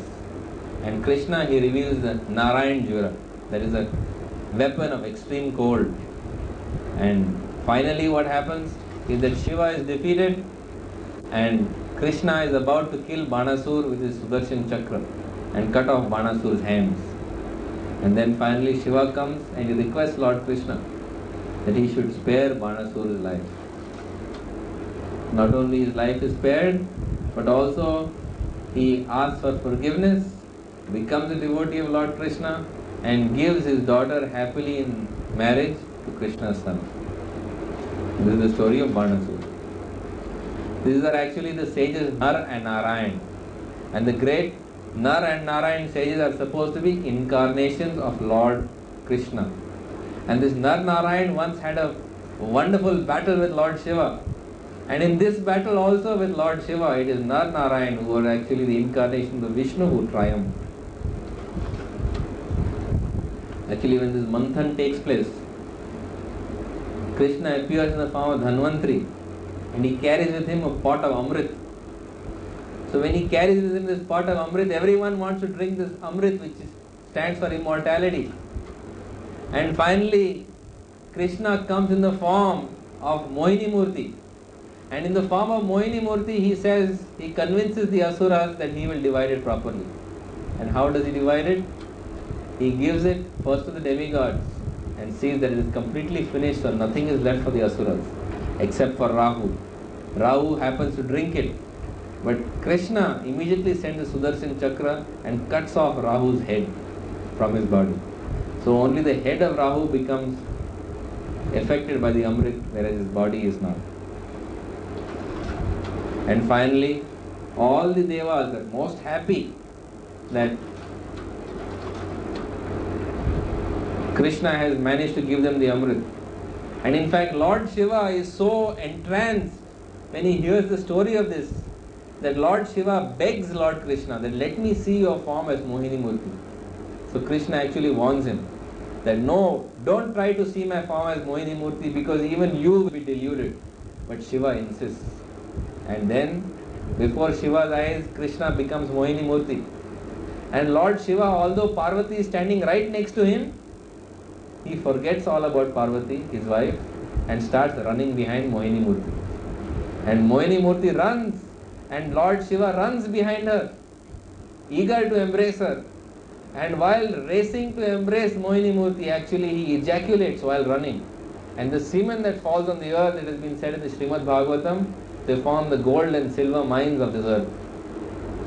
In another story from the Purans, they actually conceive a child, and this child, who is a Vishnu Tattva, is now worshipped in South India as Ayyappa.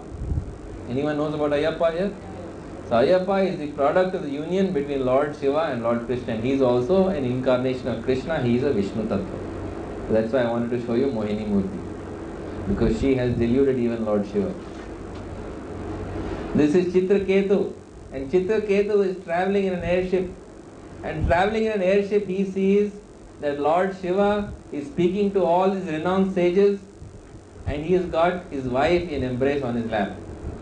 So Chitraketu, he laughs that just see, he is talking to renunciates about God and philosophy, and actually he has got his wife embracing him on his lap. So Durga in fact gets annoyed and she curses Chitraketu that he should become a demon in his next birth. Of course, he is born in a demonical body, but he is still a devotee of God because his consciousness is unchangeable.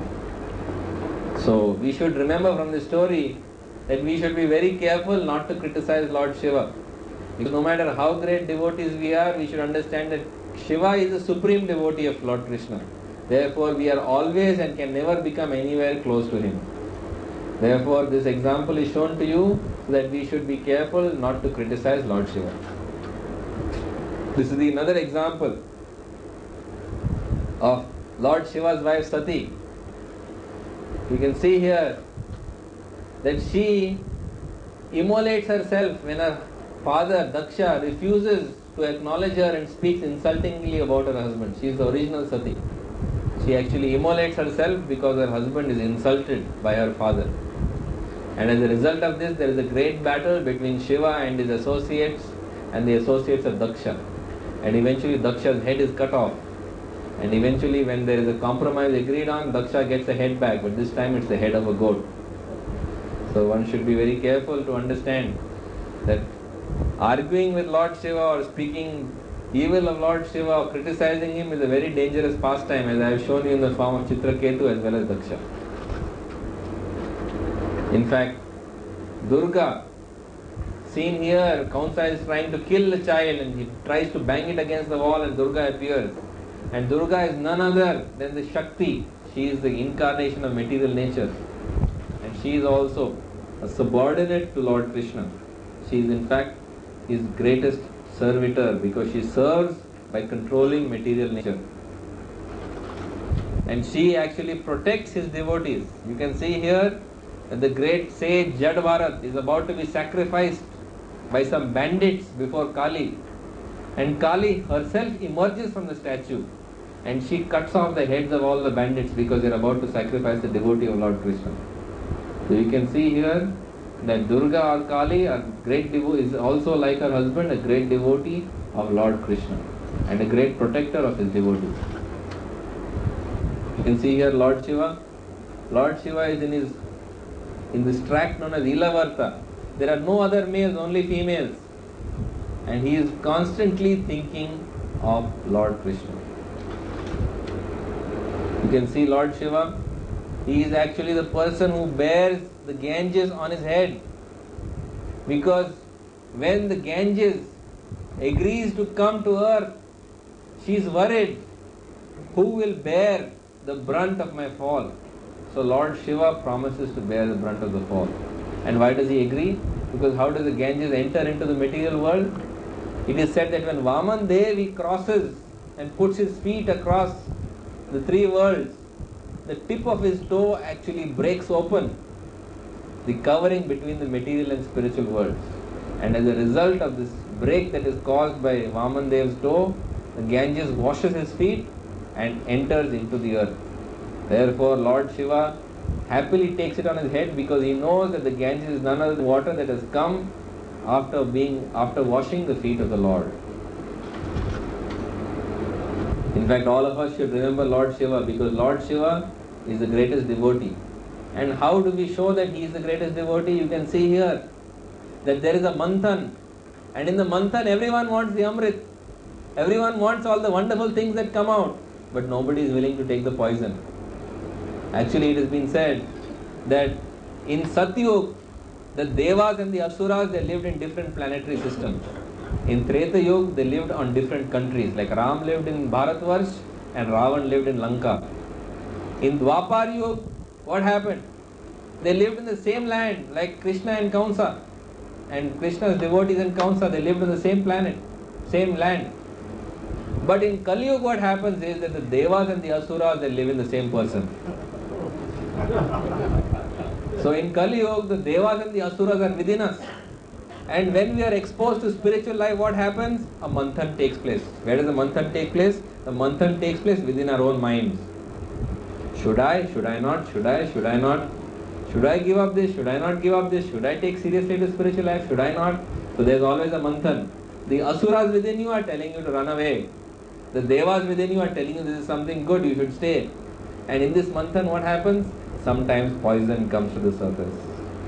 In fact, poison comes to the surface as a result of the manthan in your mind. And if, like Lord Shiva, you drink this poison, then you qualify for becoming a great devotee of Lord Krishna. But if you reject it, you will always remain as a fringy. You will remain on the fringe of the devotees. To be a great devotee, when manthan occurs in your mind, you should be willing to drink the poison. So finally, in conclusion, this is a famous picture of Lord Shiva offering obeisances to Vishnu. As I pointed out, that because of such a scene that was shown in Ramayana, a stay order was brought. But the opinion of the Supreme Court in the land is that yes, Lord Vishnu, Lord Krishna is supreme, and Lord Shiva, the great, is his greatest devotee. Thank you. To our Thursday class, which is a continuation of our course in the science of self-realization. We are going to do the topic deity worship. Actually, this is a very important topic. Why is it an important topic? Because deity worship is a very integral part of Bhakti Yoga. And Bhakti Yoga is a science. Now what do we mean by science? By science we mean that if you perform a particular experiment, you must get a result. That result will be the same regardless of your social, economic, cultural, linguistic background. It will be independent whether you are performing this experiment in Bombay, Tokyo, New York, Paris. Bhakti Yoga being a science means the result of the experiment will be the same whether you perform it here or in Vrindavan. This is the meaning of science. Science means you perform an experiment and you get reproducible results. Now, deity worship is an integral part of Bhakti Yoga. So, deity worship is also a science. So, if you understand the philosophy and the science behind deity worship, you can get reproducible results by performing Bhakti Yoga according to the scripture. In fact, nothing has been more misunderstood about Bhakti Yoga and nothing has been more misunderstood about this religion of ours than deity worship. In fact, if you go anywhere else in the world where there are other religions are predominant, the first criticism that they'll direct towards your religion is that, oh, you are a nation of idol worshippers. This is a common criticism that's leveled at our religion. They will tell you, you are a nation of idol worshippers. Why do you all worship the idol? And the unfortunate part is that most of us, although we are born and brought up in this religion, have no real answer for that. Because most of us are not trained in the philosophy of deity worship. Most of us are not trained in the philosophy of Murti worship. Therefore, we have no answer to that. When somebody tells us you are a nation of idol worshippers, how can you follow such a religion? We actually have no answer for it. So this is why I am conducting this lecture, so that you get a proper, thorough grounding and philosophical understanding of what is the science of deity worship. First of all, before we begin an understanding of deity worship, we must begin the understanding of whether God is personal or is impersonal.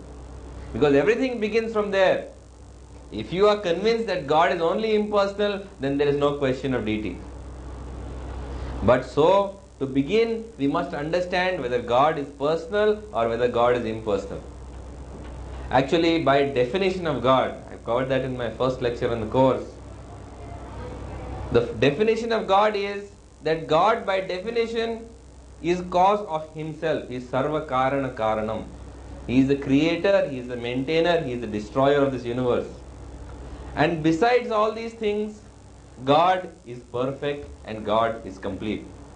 Om Purnam Ada Purnam Idam Purnat Purnam Udachyate Purnasya Purnamadaya Purnam Eva Shishyate.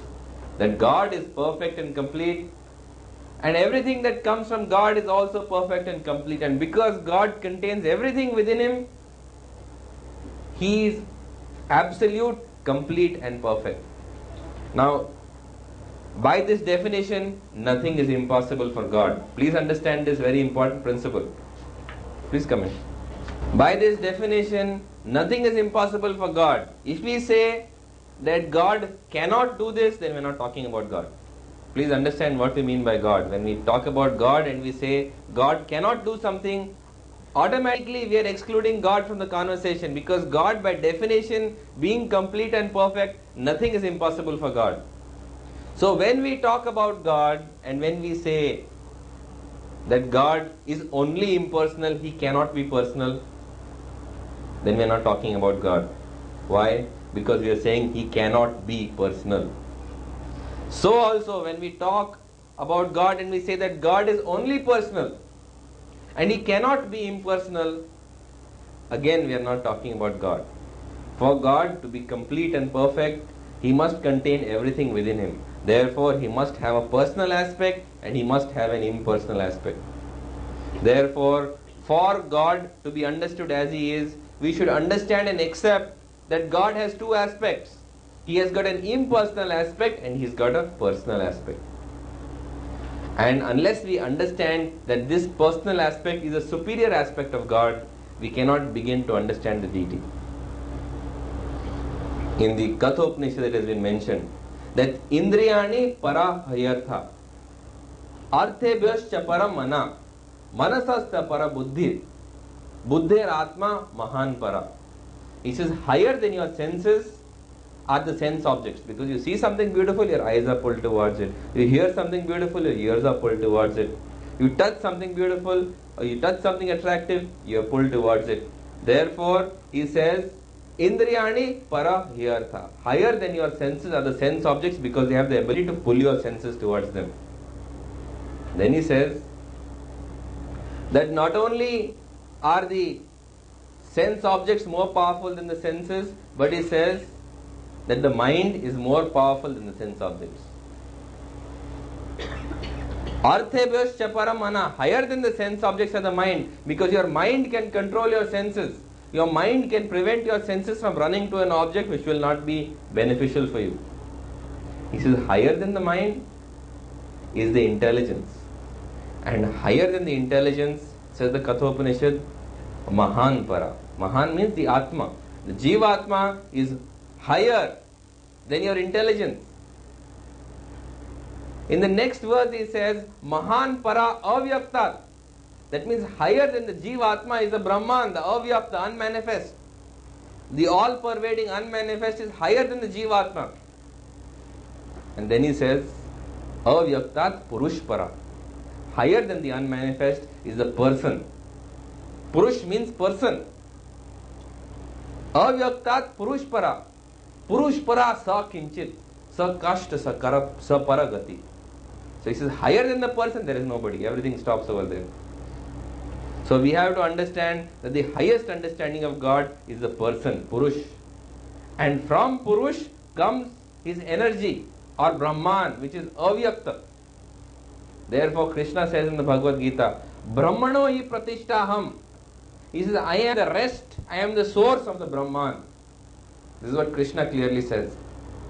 So you have to understand that God in his personal aspect is higher than his impersonal aspect because he is the source of the impersonal aspect.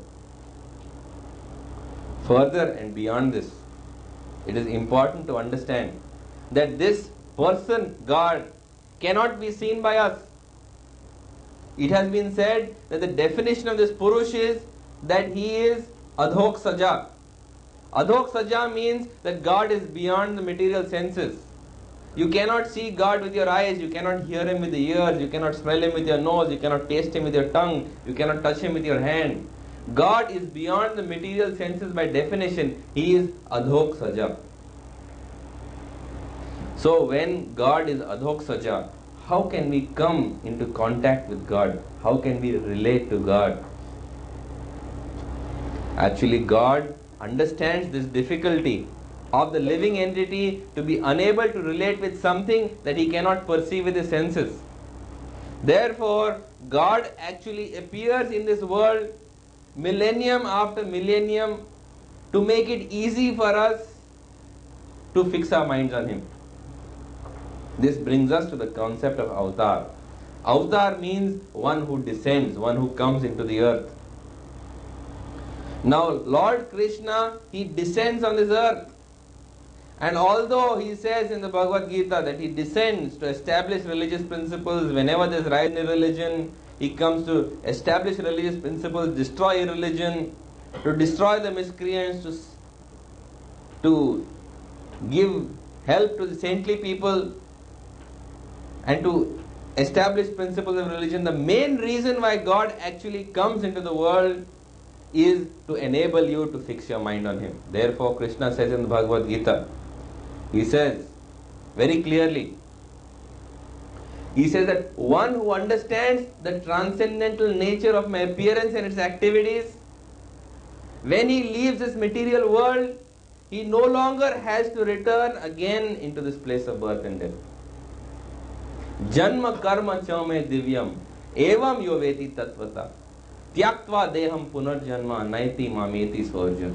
Krishna says, one who simply understands the transcendental nature of my appearance and my activities, when he comes back into this world, he does not again have to come into this world if he leaves his body understanding my transcendental nature and activities. This is a very important point. So God comes for this purpose. He comes for the purpose of giving us a name, a form and activities to remember and fix our minds on. And we should not imagine that his name and form are actually material names and forms. His name and his form are transcendental. In the Gopal Tapani Upanishad it has been mentioned that Om Satchidananda Rupaya Krishnaya Klishtakarine Namo Vedanta Vedaya Guruve Buddhi Sakshini. He's calling out to the Lord. He says, Satchid Ananda Rupaya. O Lord, whose body is composed of eternity, knowledge and bliss. So Krishna's body is not a human body like ours. It's a spiritual body composed of eternity, knowledge and bliss. And we see in the pastimes of Lord Krishna that when Mother Yashoda is looking into his mouth, thinking that Krishna has been eating mud, she finds that she is looking into the universe. And in the universe, she sees herself looking into Krishna's mouth. So although Krishna is standing right in front of her, when she is looking into his mouth, she is seeing the whole universe contained within his mouth. So God is simultaneously before her in this form, and simultaneously, while being before her in this form, is simultaneously pervading creation. That is the miracle of God's personal appearance. So, the Lord appears, gives us His personal appearance for the sake of enabling us to fix our mind on Him. Actually, in the 12th chapter of the Bhagavad Gita, Arjuna asked Krishna. And Arjuna, he asked Krishna and he says that, Oh Krishna, he says, Evam satata yukta ye bhajatam tvam paryupasate ye chapya avyaktam aksharam tesham ke yoga vittama. He says, who is better, who is superior? One who worships you in your form as Lord Krishna, or is the person who worships you in your impersonal, unmanifest form superior? Who is better? Tesham ke yoga vittama. Who is actually superior? One who is worshipping you in the form as Krishna, or is the person who is worshipping you in your impersonal absolute form superior? So Krishna, he answers him. And Krishna says, he says, Maya Veshya Mano Emam Nitya Yukta Upasate Shraddhaya Paryopetas Te Me Yuktatmo Mata. That one who worships me in this form as Lord Krishna, he is considered to be the superior of the two. He says that one who worships me in this form as Lord Krishna, he is considered to be superior to one who is worshipping me in my impersonal form. And why does he say that? He clarifies later on. And Krishna says to Arjuna, he says, Klesho diktaras tesham avyakta sakta chetasam avyakta hi gatir dukham dehavat viravapyate. That those whose minds are attached to the worship of the impersonal absolute have a path full of sorrow before them. Avyakta hi gatir dukham. Gatir means path, dukham means unhappy path. Why do they have an unhappy road ahead of them? Why is it difficult to worship God in His impersonal form? Because He says, you yourself have got a body. So you yourself are trapped within this body. It becomes very difficult to make progress by worshipping me in my unembodied form. Therefore, you should understand this. Try to worship me in my impersonal absolute form, they will find this path full of sorrow. It will be very difficult to make progress for those who are embodied. Because being embodied, how can you worship somebody in an impersonal, unmanifest form? It's very difficult. Therefore, the recommendation of Lord Krishna is that if you want to make quick, easy, rapid progress, then take advantage of the opportunity afforded by Lord Krishna. And that opportunity afforded by Lord Krishna is that He has come down on this earth 5,000 years ago and He has revealed His form to us. And this form of His is present all over the world. And simply by fixing our minds on this form, we can automatically fix our minds on God simultaneously, because His form is not different from Him. His form is not a material form like ours. Therefore, by fixing our mind on His name, His form, His activities, immediately we can transcend the material world. So we should understand what we mean by deity. Because many times people are confused. What is idol? What is deity? What is image? And they use all these three words, mixing them up, not knowing what is image and what is deity and what is idol. First of all, an idol is something that is made according to the whim, fancy and the imagination of the individual. This is the definition of an idol. An idol is something made out of the whim, fancy and imagination of the individual which he worships as God. This is the meaning of idol. Therefore, that is idol worship. We also condemn idol worship. We are not worshippers of idols. Because the deity is not an idol. It is not made according to the imagination, whim and fancy of any individual. The deity, in fact, has been made strictly according to Shastric principles. Actually, the form of Lord Krishna has been very, very clearly described in the scriptures. Venum kvanantam aravindalaya taksham bharavatam samasitam buddha sundarangam kandarpa koti kamaniya vishesha shobham govindamadi purusham damaham bhajami alola chandrakala sadvanamalya vamsi ratnangadam pranaya keli kala vilasham shamam tribhanga lalitam niyat prakasham govindamadi purusham damaham bhajami. That he has got a flute, venum kvanantam aravindam dalaya taksham, his eyes are like lotus petals. Bharavatamsam, he's got a peacock feather in his hair. Asitam buddha sundarangam, his color is that like a rain cloud. Alola chandrakala sadvan malya vamshi, not only he's got a moon locket around his neck, but he's also got that wonderful garland Vaijanti mala around his neck. Ratnangadam, his body is covered with jewels. Shamam tribhanga lalitam niyat prakasham. Not only is he dark blue in color, Shamam, but also he's got a classical three-curved form. This is the description of Govindamadi Purusham Tamaham Bhajami. Of course, it goes on and on describing in detail. But not only has Lord Krishna's form been described in detail in the scriptures, but also there is what is known as Shilpa Shastra, which is actually clearly described how the deity of Krishna should be made. What should be the proportion of his hands and his legs? What should be the proportion of his limbs to his torso? How the deity should be made. That means the deity of the Lord is not made according to imagination. It is made according to description in the Shastra, and it is actually constructed exactly as the Shastra has described it. So this is not something made from one's imagination.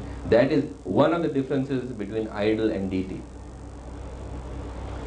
The second thing is that the deity of the Lord is not an ordinary piece of wood or metal or stone. We should never imagine it to be such. Please come and sit down. I think now we should prevent anybody from coming. The last entry. We have no place also, and okay. So it has been said, Archa Vishnu Shiladhir, that one who thinks that the deity of the Lord is made of stone, he's got a hellish mentality. Because not only is the form of the Lord made exactly according to the scripture, but the form of the Lord in the deity is not an ordinary form of the Lord. Actually, what happens at the installation of the deity is perhaps the key to understanding what is deity worship. Before the deity is installed, there is what is known as Prana Pratishtha. What is Prana Pratishtha?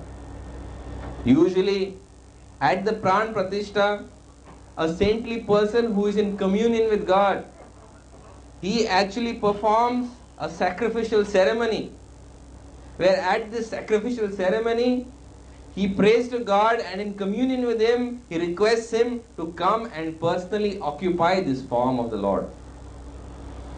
So actually at this Prana Pratishtha, what happens is that the saintly person who is in communion with God, he actually personally requests the Lord to come and inhabit this form of the Lord with all His potencies. So you have to understand that it is not an ordinary statue. Even if you make a form of the Lord exactly as described in the scriptures, still it is not a deity. It requires the spiritual potency of a pure devotee of the Lord who in communion with the Lord actually personally requests the Lord to come down and invest all his potencies in that deity form. So this ceremony is known as Prana Pratishtha. And in this Prana Pratishtha, actually the deity is supposed to come to life. The deity actually comes to life. Therefore, it has actually been mentioned that the deity of the Lord is like an authorized post box. For example, if you write a letter, this letter of yours will go to the destination only if you post it properly. If you write a letter and instead of posting it in the post box, you discard it somewhere, or you leave it lying on the table, or you give it to your friend to post it who forgets all about it, it will never reach the destination. But if you take that letter and you put it in an authorized post box, then you can be sure that letter will reach the destination, because it is authorized. So also, the deity of the Lord is considered to be an authorized post box. The deity of the Lord is considered to be an authorized post box. Whatever prayers you may make, they may or may not reach the Lord depending upon the sincerity and intensity of the prayers that you perform.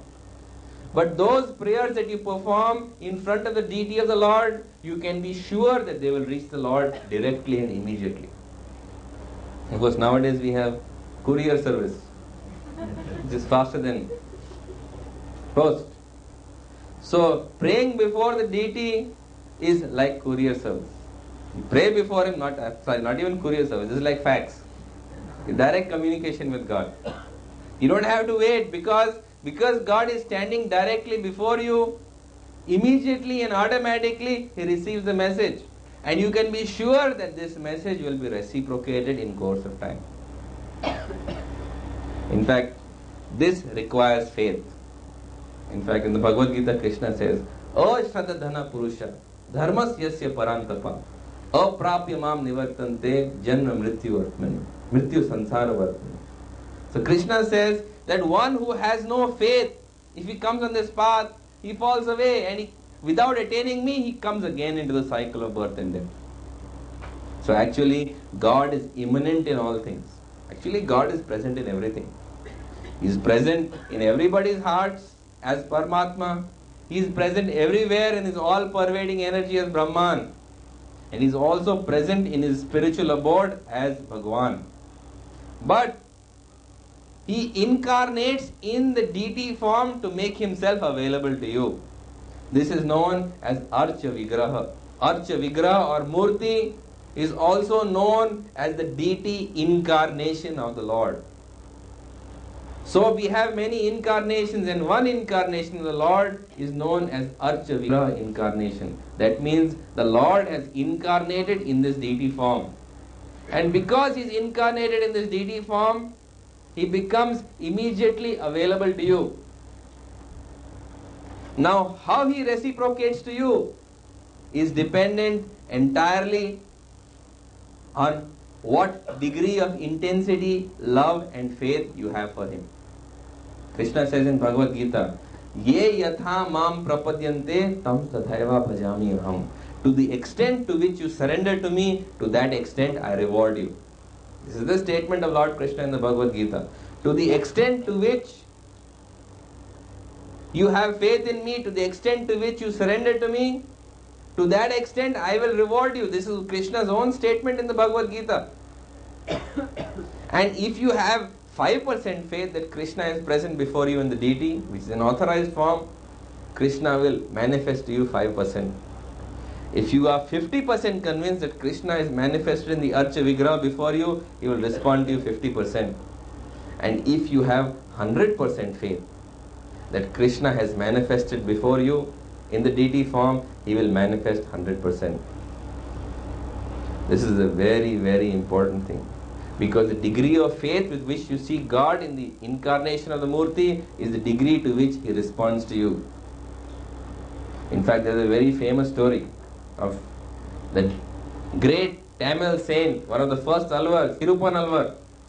And Thirupan Alvar was at that time considered to be an untouchable. Because of perversion of the caste system, he was considered to be an untouchable, and he was not allowed into the temple of the Lord.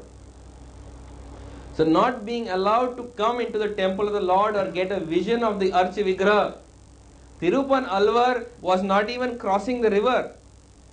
On the other side of the river, he would stand, and facing the temple, he would pray to the deity, and he would recite great prayers to the Lord. He would recite great prayers to the deity of the Lord from across the river.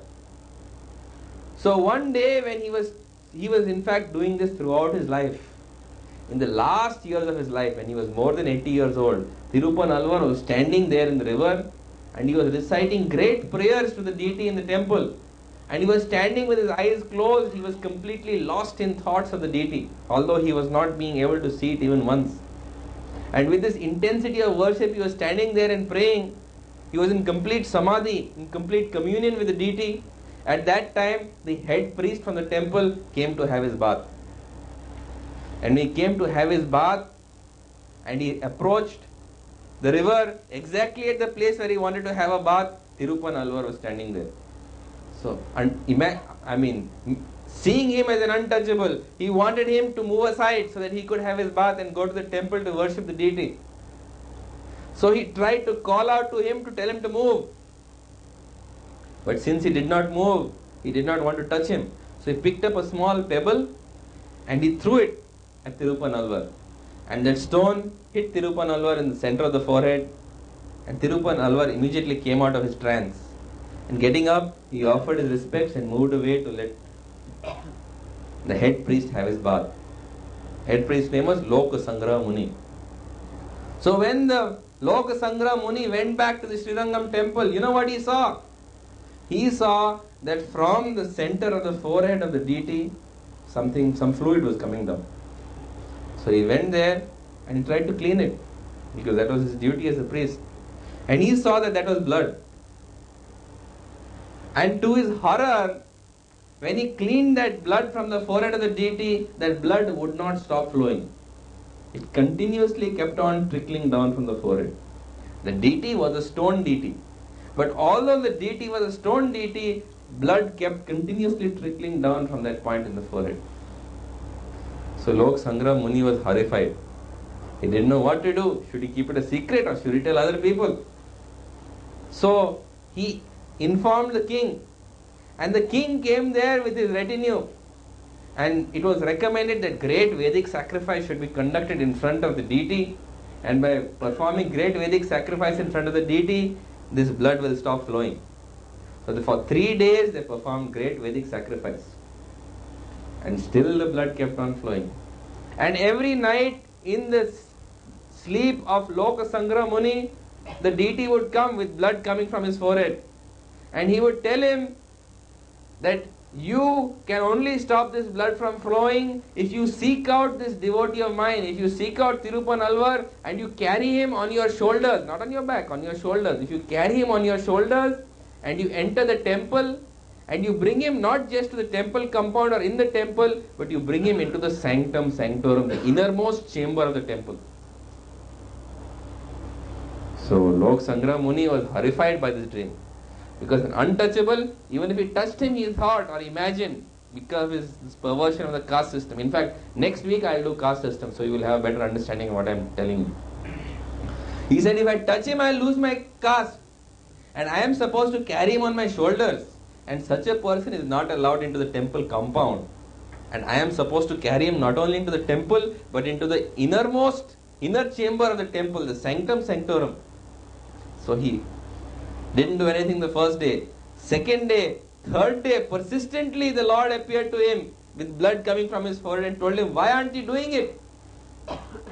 So finally Lok Sangraha Muni, he had no choice. Because by now this blood coming from the forehead of the deity of the Lord became common knowledge, and every day hordes of thousands of people were coming to see this.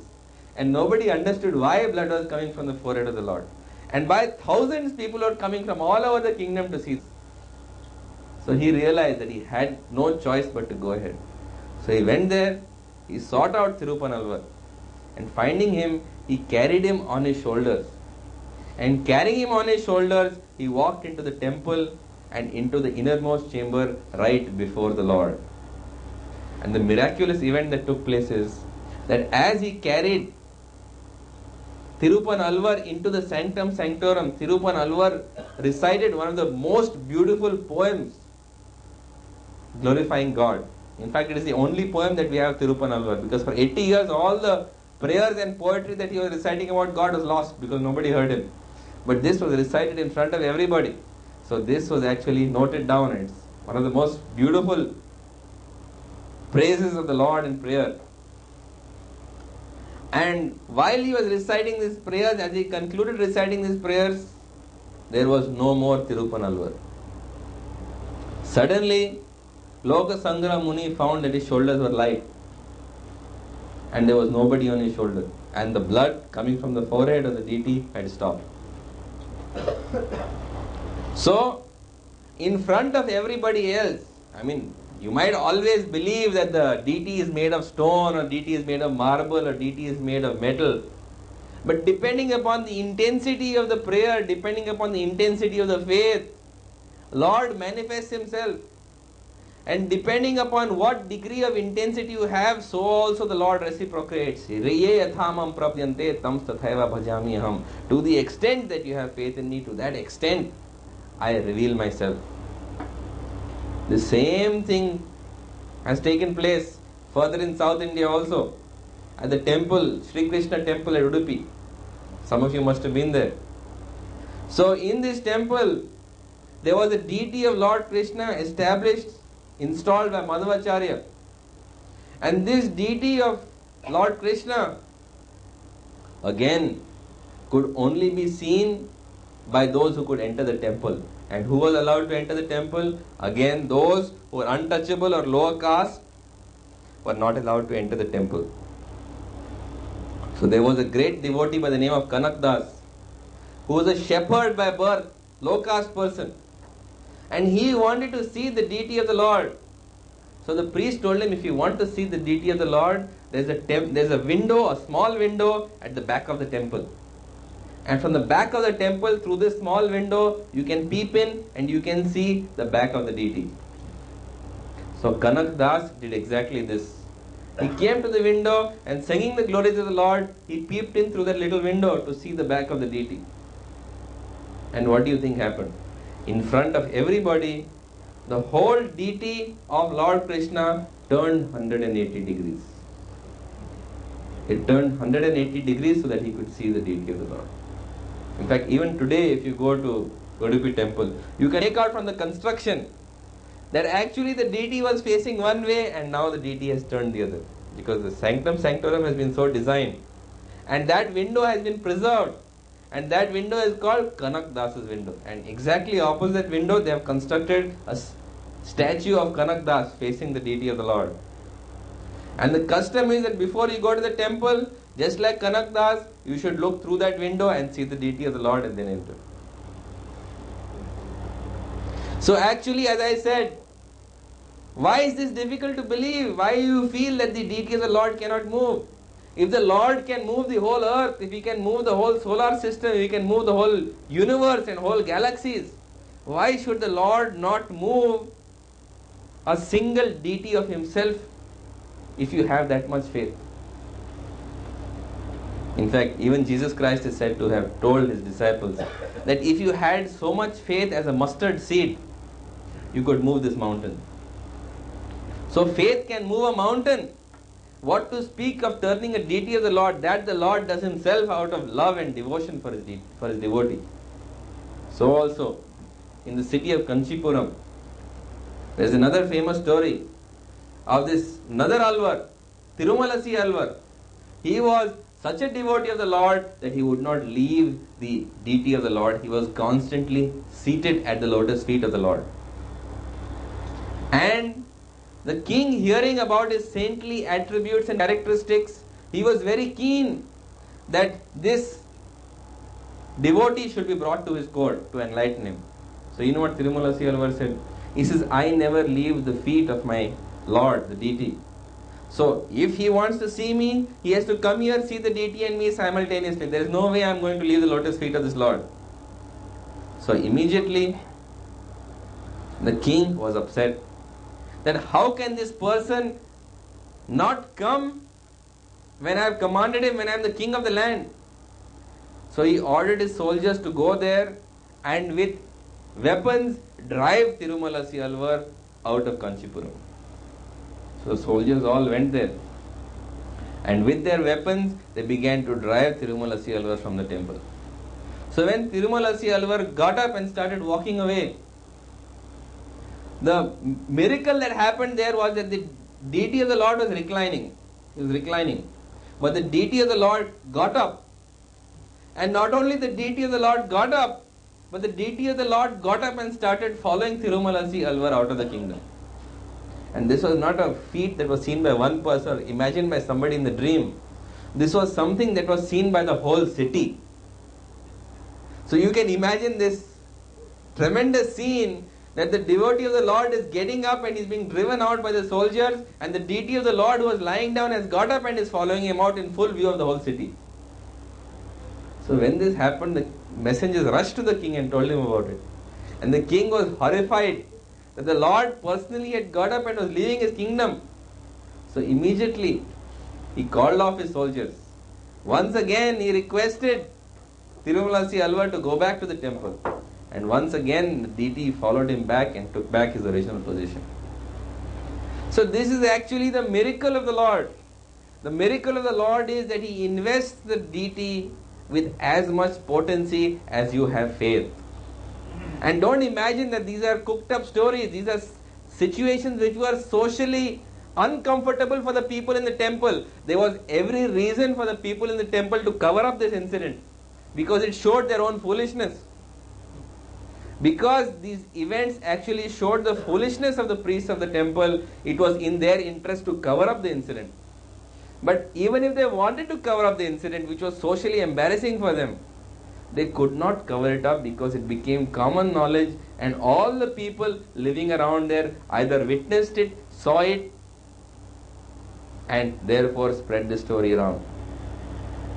So you can see that the deity of the Lord, he actually manifests according to the faith that you have in the deity. This is a very, very important principle. In fact, there's another very famous story of Sakshi Gopal which I'd like to relate to you. And in this story of Sakshi Gopal, there are two Brahmanas who have gone on a pilgrimage to the holy places. And at Mathura, this old Brahmana who has come alone for his pilgrimage, he is helped and being looked after by a young Brahmana. So the old man is very happy with this young man who has been helping him throughout his pilgrimage. So he promises him that for all the kindness and all the devotion you have shown to me during this entire pilgrimage, I promise you that when I go back home, I will give my daughter in marriage to you. So the young Brahmana looked at him and said that please don't say something you don't mean.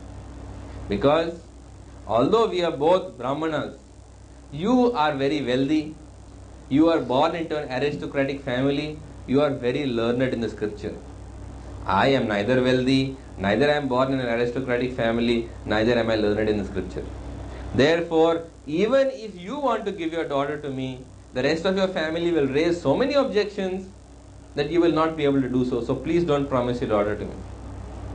So he says, no. Not only do I promise my daughter to you, but I will take a vow in front of the deity of the Lord that I will do so. So he comes in front of the deity of the Lord, and in front of the deity of Gopal, he promises him that he will give his daughter to him in marriage. Some time later, the young Brahmana goes to the older one's house to claim the daughter so that he can get married. When he reaches there, he finds that the situation is completely different. Because the old Brahmana's son, he fights with the father. He says, have you gone mad? Have you taken some intoxicant? Or has this man drugged you with datura that you should imagine that you will give my sister to this character in marriage? How could you even imagine such a thing? So for this foolishness, you are going to condemn your daughter to marrying this person? He says, better that you keep your mouth shut and I will get you out of this uncomfortable situation. So when the young one comes, he chases him away with sticks. With sticks they chase the young Brahmana away. And when the young Brahmana relates the story to all the villagers, the son of the older Brahmana comes and says, my father's money was stolen by this character. He has drugged him and he has promised him my sister's hand in a state of intoxication. Therefore, this promise cannot be fulfilled. So the young Brahmana thinks and he tells him, I have got only one proof. And that one proof is that the Lord Gopal, the deity of the Lord Gopal himself has been witness. Therefore, he is the one who has been present when this promise was made. He is my proof, he is my witness that it was made in good faith. So the older Brahmana's son, he tells him, well, if Gopal is your witness and Gopal himself comes here and tells me that he has been witness, then no problem, I'll give my sister to you. Otherwise, forget the whole idea. So this puts him in a very awkward position. So he goes back to the place of pilgrimage. He goes back to the deity of Gopal and he prays to him with great sincerity and great devotion. And he tells him, oh Lord, it's not that I am very keen on marrying his daughter, but you should understand that he has made a promise in front of you. So at least for his own good, to salvage his own spiritual welfare, I should marry his daughter because he's made this promise in front of you. I don't want her for myself, but at least to save his honor, I want to take the daughter. So, oh Lord, why don't you do me this favor? You come with me. And if you come with me and you bear witness that yes, the promise was made in front of me, then I will surely be able to marry her and all the problems will be settled. So Sakshi, that Gopal, the deity of Gopal who is standing there before him, he talks to the devotee and he tells him, really I would like to help you. I would like to personally come and bear witness. But although I would like to come personally and bear witness, do you think that this thing is possible? Have you ever heard of a deity of the Lord who has walked from one place to the other? So the devotee, he looks at the deity of Gopal and tells him that yes,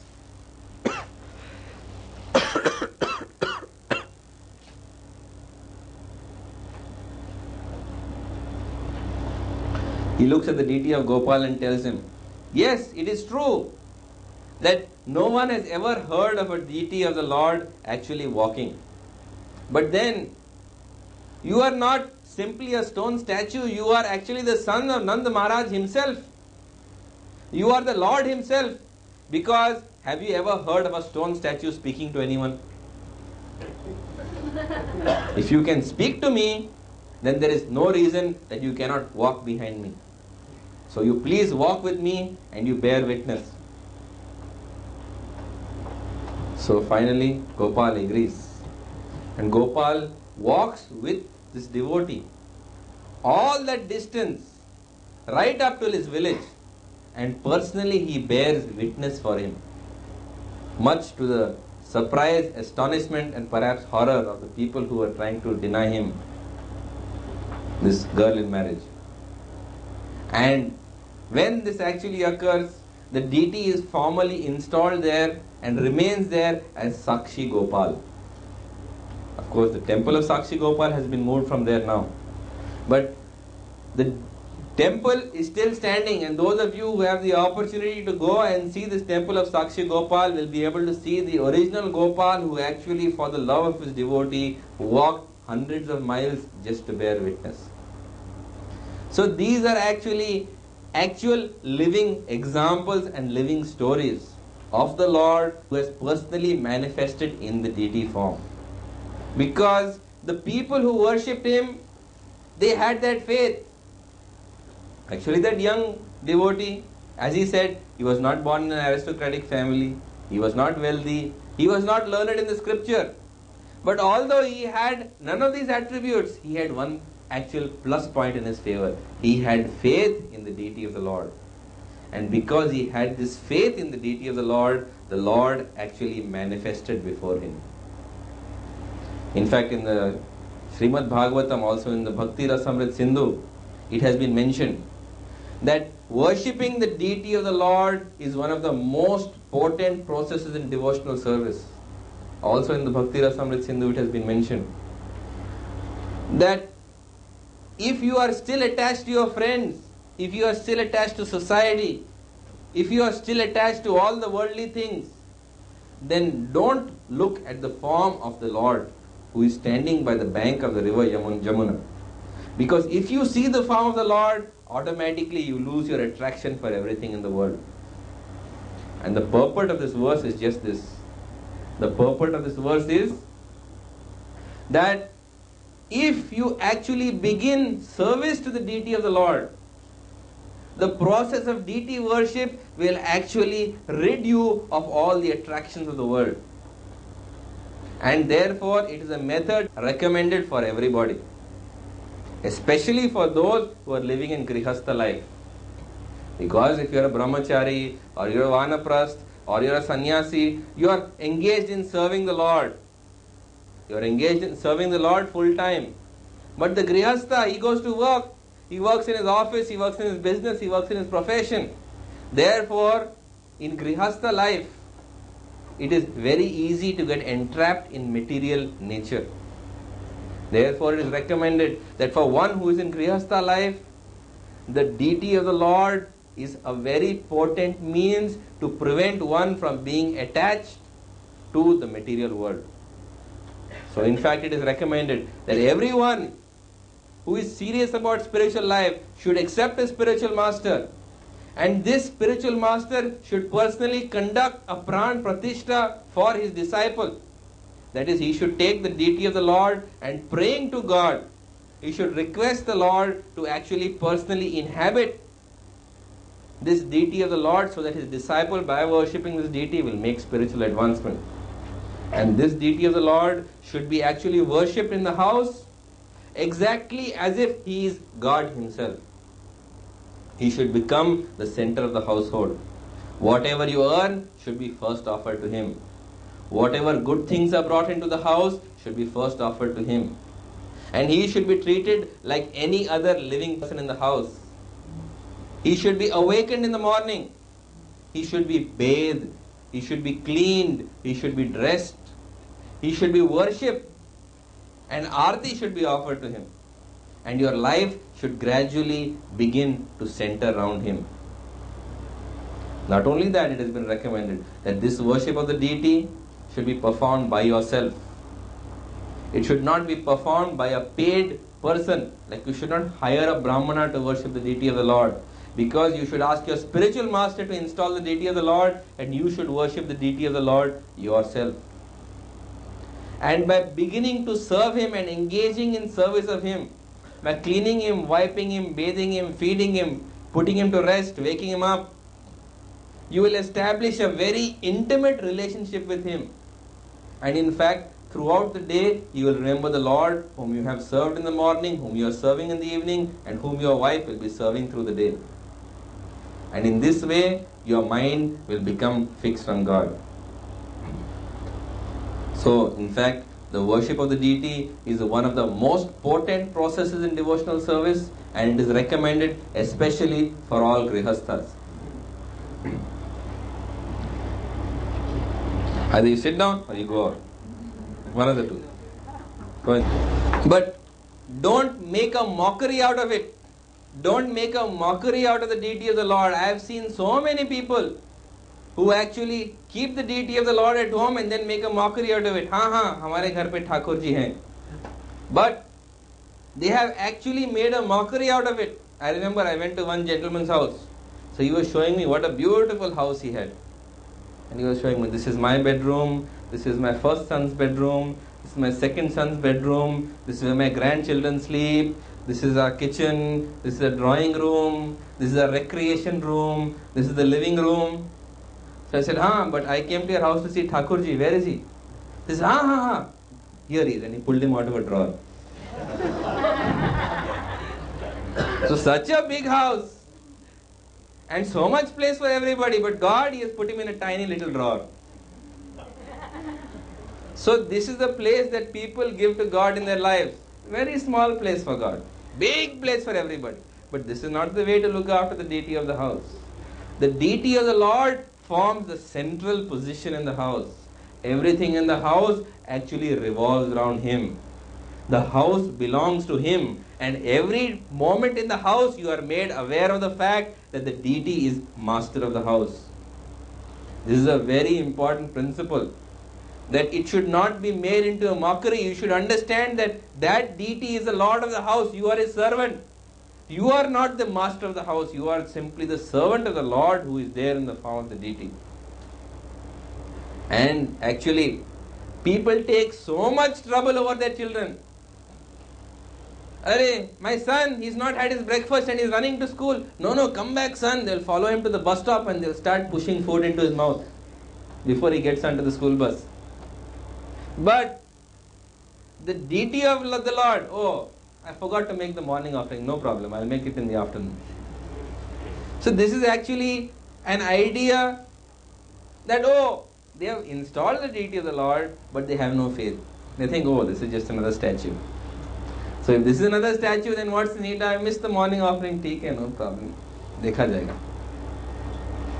They don't understand that the Lord should be treated with more respect, more love, more devotion than even your own child. And if they go for holiday, what do they do when they go for holiday? They take Thakurji or they take the deity of the Lord, put a cloth over him, wrap him up, put him in a trunk, lock it up and go away. Same people, if they've got a dog in the house, oh, and they have to go out for a holiday, they are very worried. Who will feed the dog? Who will take the dog down? Who will exercise the dog? And they will come to their neighbors and they will request their neighbors that please, we are going out for a holiday, we are going to Uta command for a holiday. Why don't you look after our dog? Why don't you feed our dog? Why don't you exercise our dog? Why don't you take our dog down? But when it comes to the deity of the Lord, that is different. Therefore, I always say that for your DOG you can do so much, but for GOD you are willing to do nothing. This is actually in Kali Yuga, it's like this. Therefore, although I am talking about deity worship, I want to make it very clear that don't take this cheaply. Don't take this cheaply. When the deity of the Lord enters your house, he is actually the Lord himself. Therefore, he must be treated exactly as you treat the Lord. That is, if you want him to establish a relationship with you, you must do this. Otherwise, do not accept the deity in your house. Better you go to a place where deity is worshipped and you see the deity of the Lord being worshipped. Because it has been mentioned in the scripture that it is so important for the Grihastha to worship the deity that if he cannot worship the deity himself in his house, then it is actually necessary for him to go to a place where the deity is worshipped and see the deity worship being performed. This is an essential part of devotional service. If you can't do it yourself at home, then you should go to a place where it is performed.